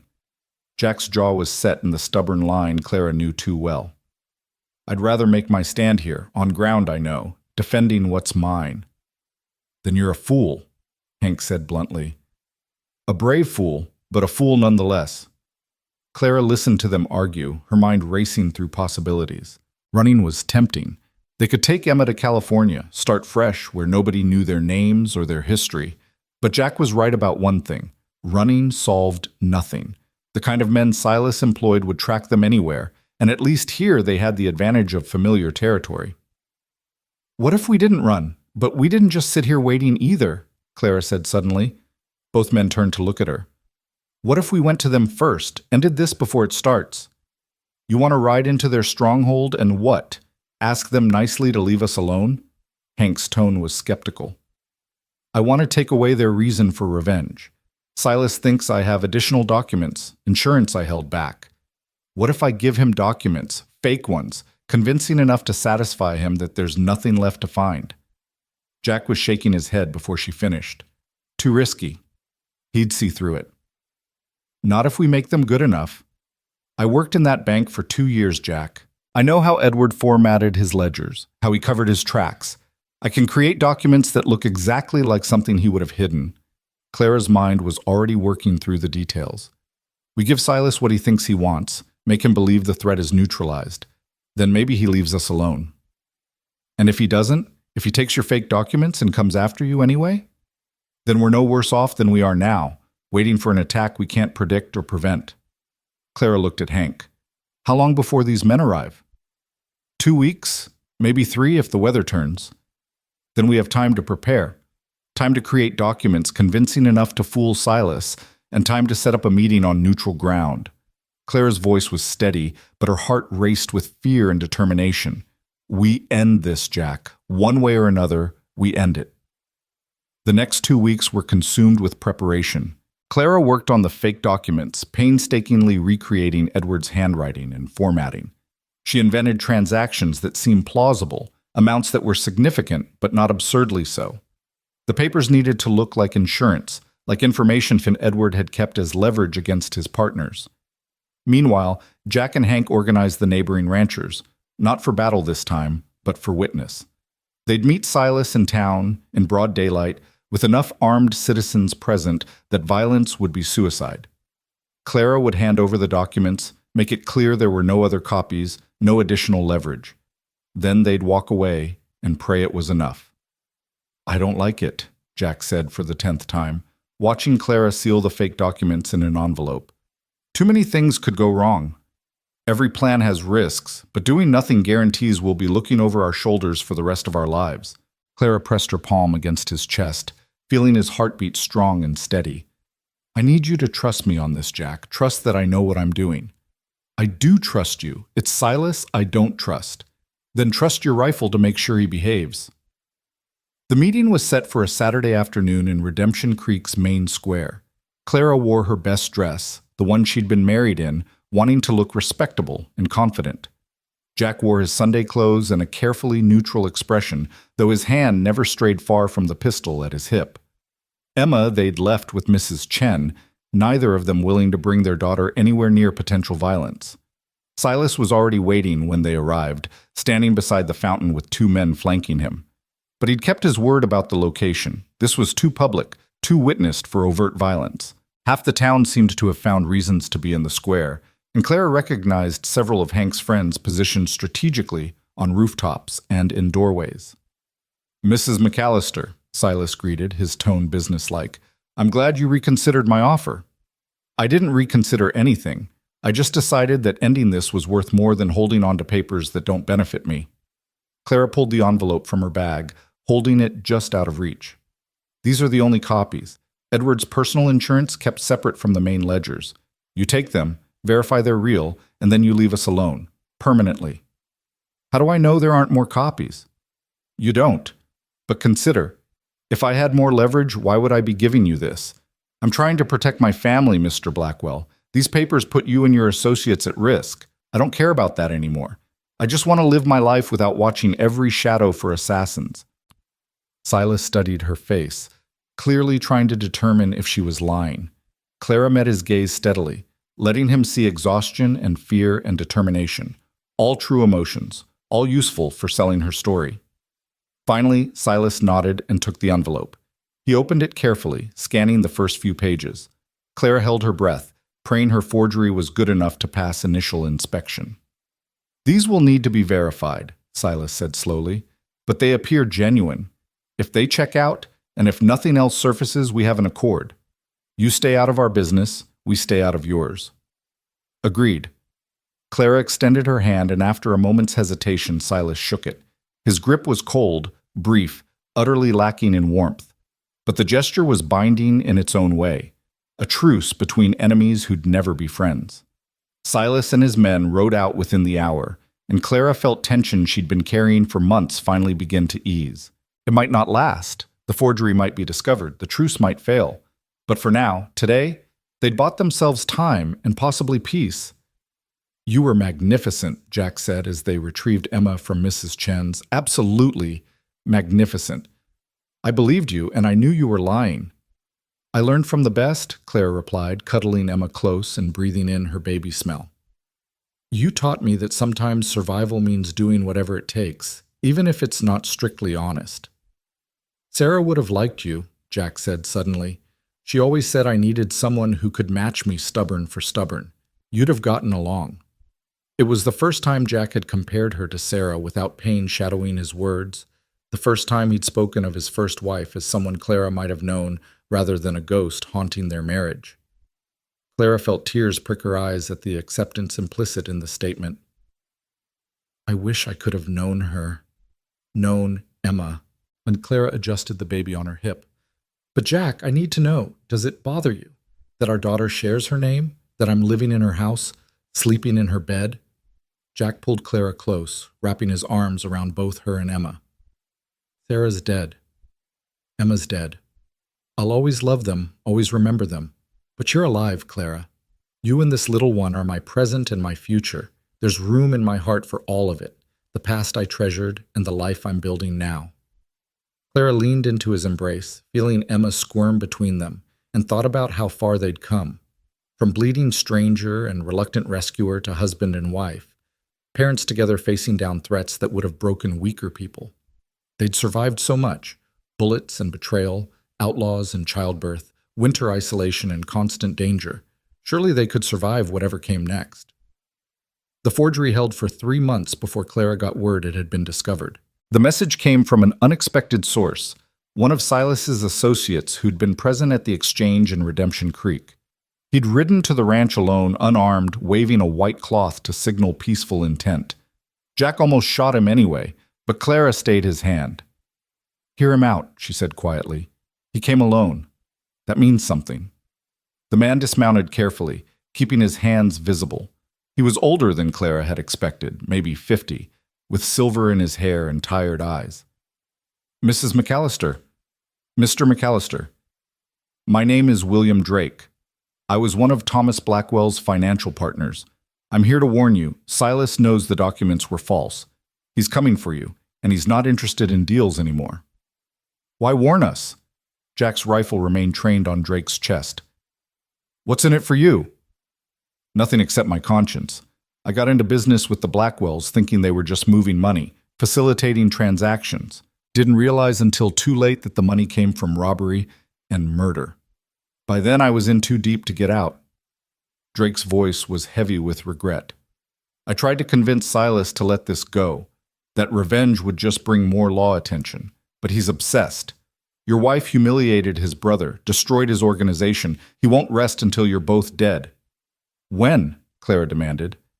Soon. Days. Maybe a week. He's gathering men from 3 territories, not just hired guns, but true believers. People who hate lawmen and government and anyone who cooperates with them. Drake met her eyes steadily. This isn't going to be like the Blackwell gang at Coleman's Pass. This is going to be an army. Jack and Clara exchanged glances, entire conversations passing in that look. They couldn't fight an army, not with their small network of rancher friends. And they couldn't run, not with Emma barely a year old, not without abandoning everything they'd built.